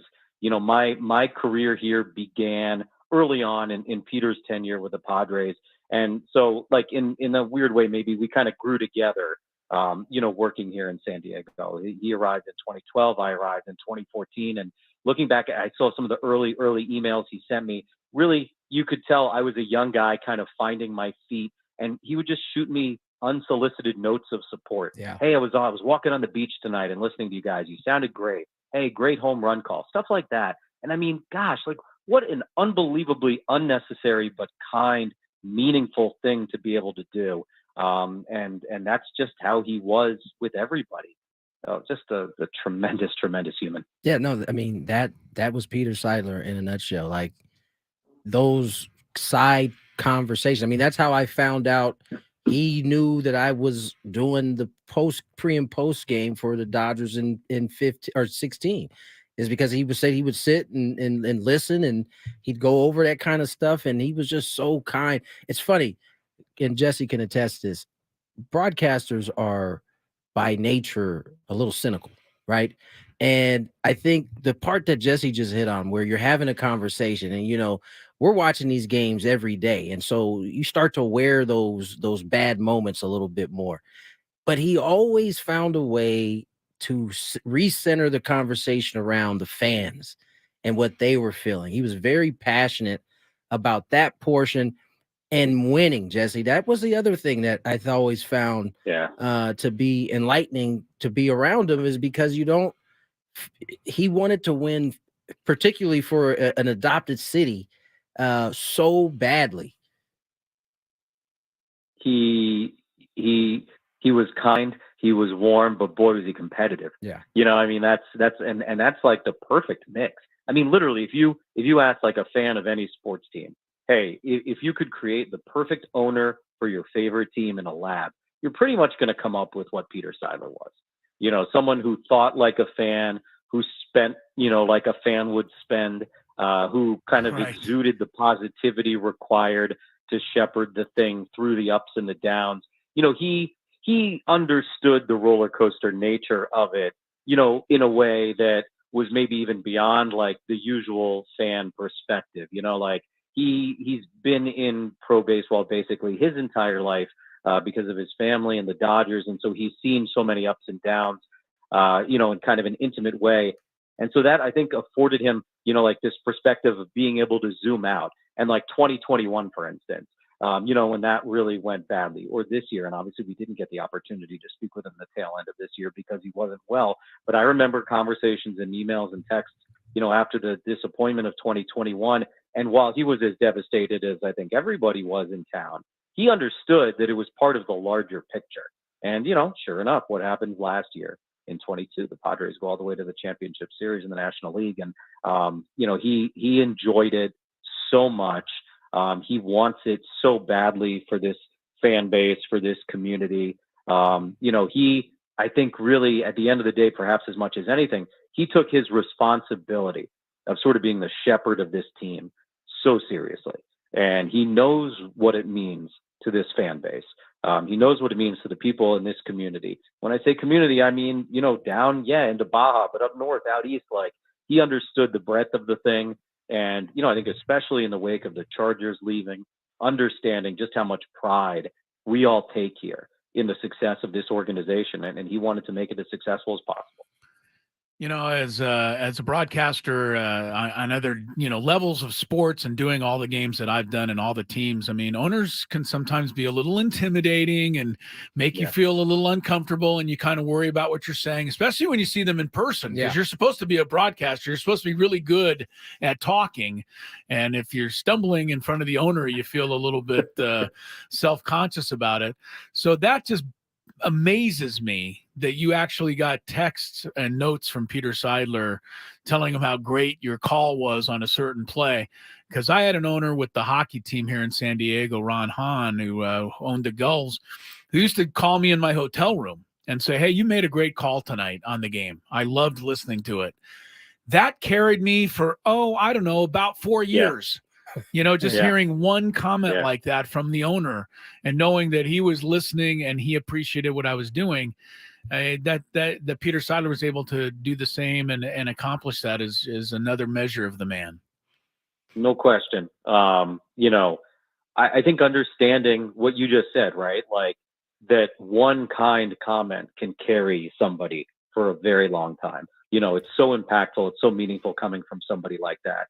And I mean, that's something I really try and remember in my career because, I've been touched a few times over the years. I have a Marcotte story I've told once or twice that I know Tony's heard about, some kindness that Kotz showed me after like my first ever series doing television for the Padres in 2014. And like how I just went from like 0 to 80 in terms of how I was feeling after Mark made like a 10-second comment to me. Peter with regularity would say nice things. He, also, and this kind of goes along with it all, like he loves baseball, man. In the way we all love baseball, like Tony and I are baseball geeks. Chris, I know you're a geek. Like Tony and I, off-air conversations we have in the booth, probably embarrassing. Like when you really like step back and think about it, and we'll just like randomly dork out about some, 1987 something or other that comes up in conversation. And we're going down the baseball reference rabbit hole and like, going on and on and on. And poor Dave Marcus is listening to us. And then like you would talk to Peter and he was the exact same way. And his brother, Tom, who I adore, is the exact same way. Like we can have these great baseball conversations because he just loves baseball. And you would often forget you were speaking to the owner of the team when speaking to him, which is perhaps the greatest compliment you can give any owner because he really was just kind of like, at the end of the day, it felt like you were talking to just anybody else who worked for the team, who cared about the team, and who wanted great things for the team. Jesse, one last thought before you leave. I mean, how will you personally remember Peter Seidler. Skraby brought up a good memory that I had kind of forgot about. I can't remember. It was after one of the clinchings. Was it after LA? It was It was after the DS. The guys are in there spraying champagne, and he is just off in the corner. No one's by him. He's just watching the guys enjoy the moment. That's probably the one that'll stick out in my mind. Do you have one before we let you get out of here? I think for me, it's some of the notes that he sent me. Especially when he was healthy, he was good at it. It was far more regular than it should have been. I think like I was looking back at emails and texts today, and I always knew it, but it just struck me again, just how kind of a person. And like, I genuinely believed he thought I was great at what I did. And whether he believed that or not doesn't ever matter, because he made me feel like he thought I was. And like Chris, you were saying, that's going to carry me forever.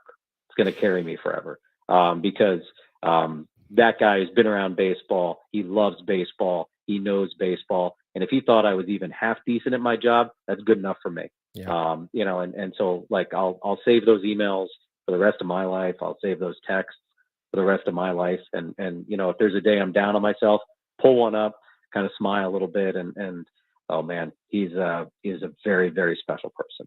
No doubt. Jess, as always, man, appreciate you coming on, sharing some of your thoughts, and we'll do it again soon. Of course, guys. Tough week for all of us as we mourn the passing of Peter Seidler. That was Jesse Agler, and a really good interview that we'll end the week on. We're going to end the show there. Everybody enjoy their weekend. Be safe. Be safe, yeah. And we'll do it again on Monday. Full crew. Have a good weekend.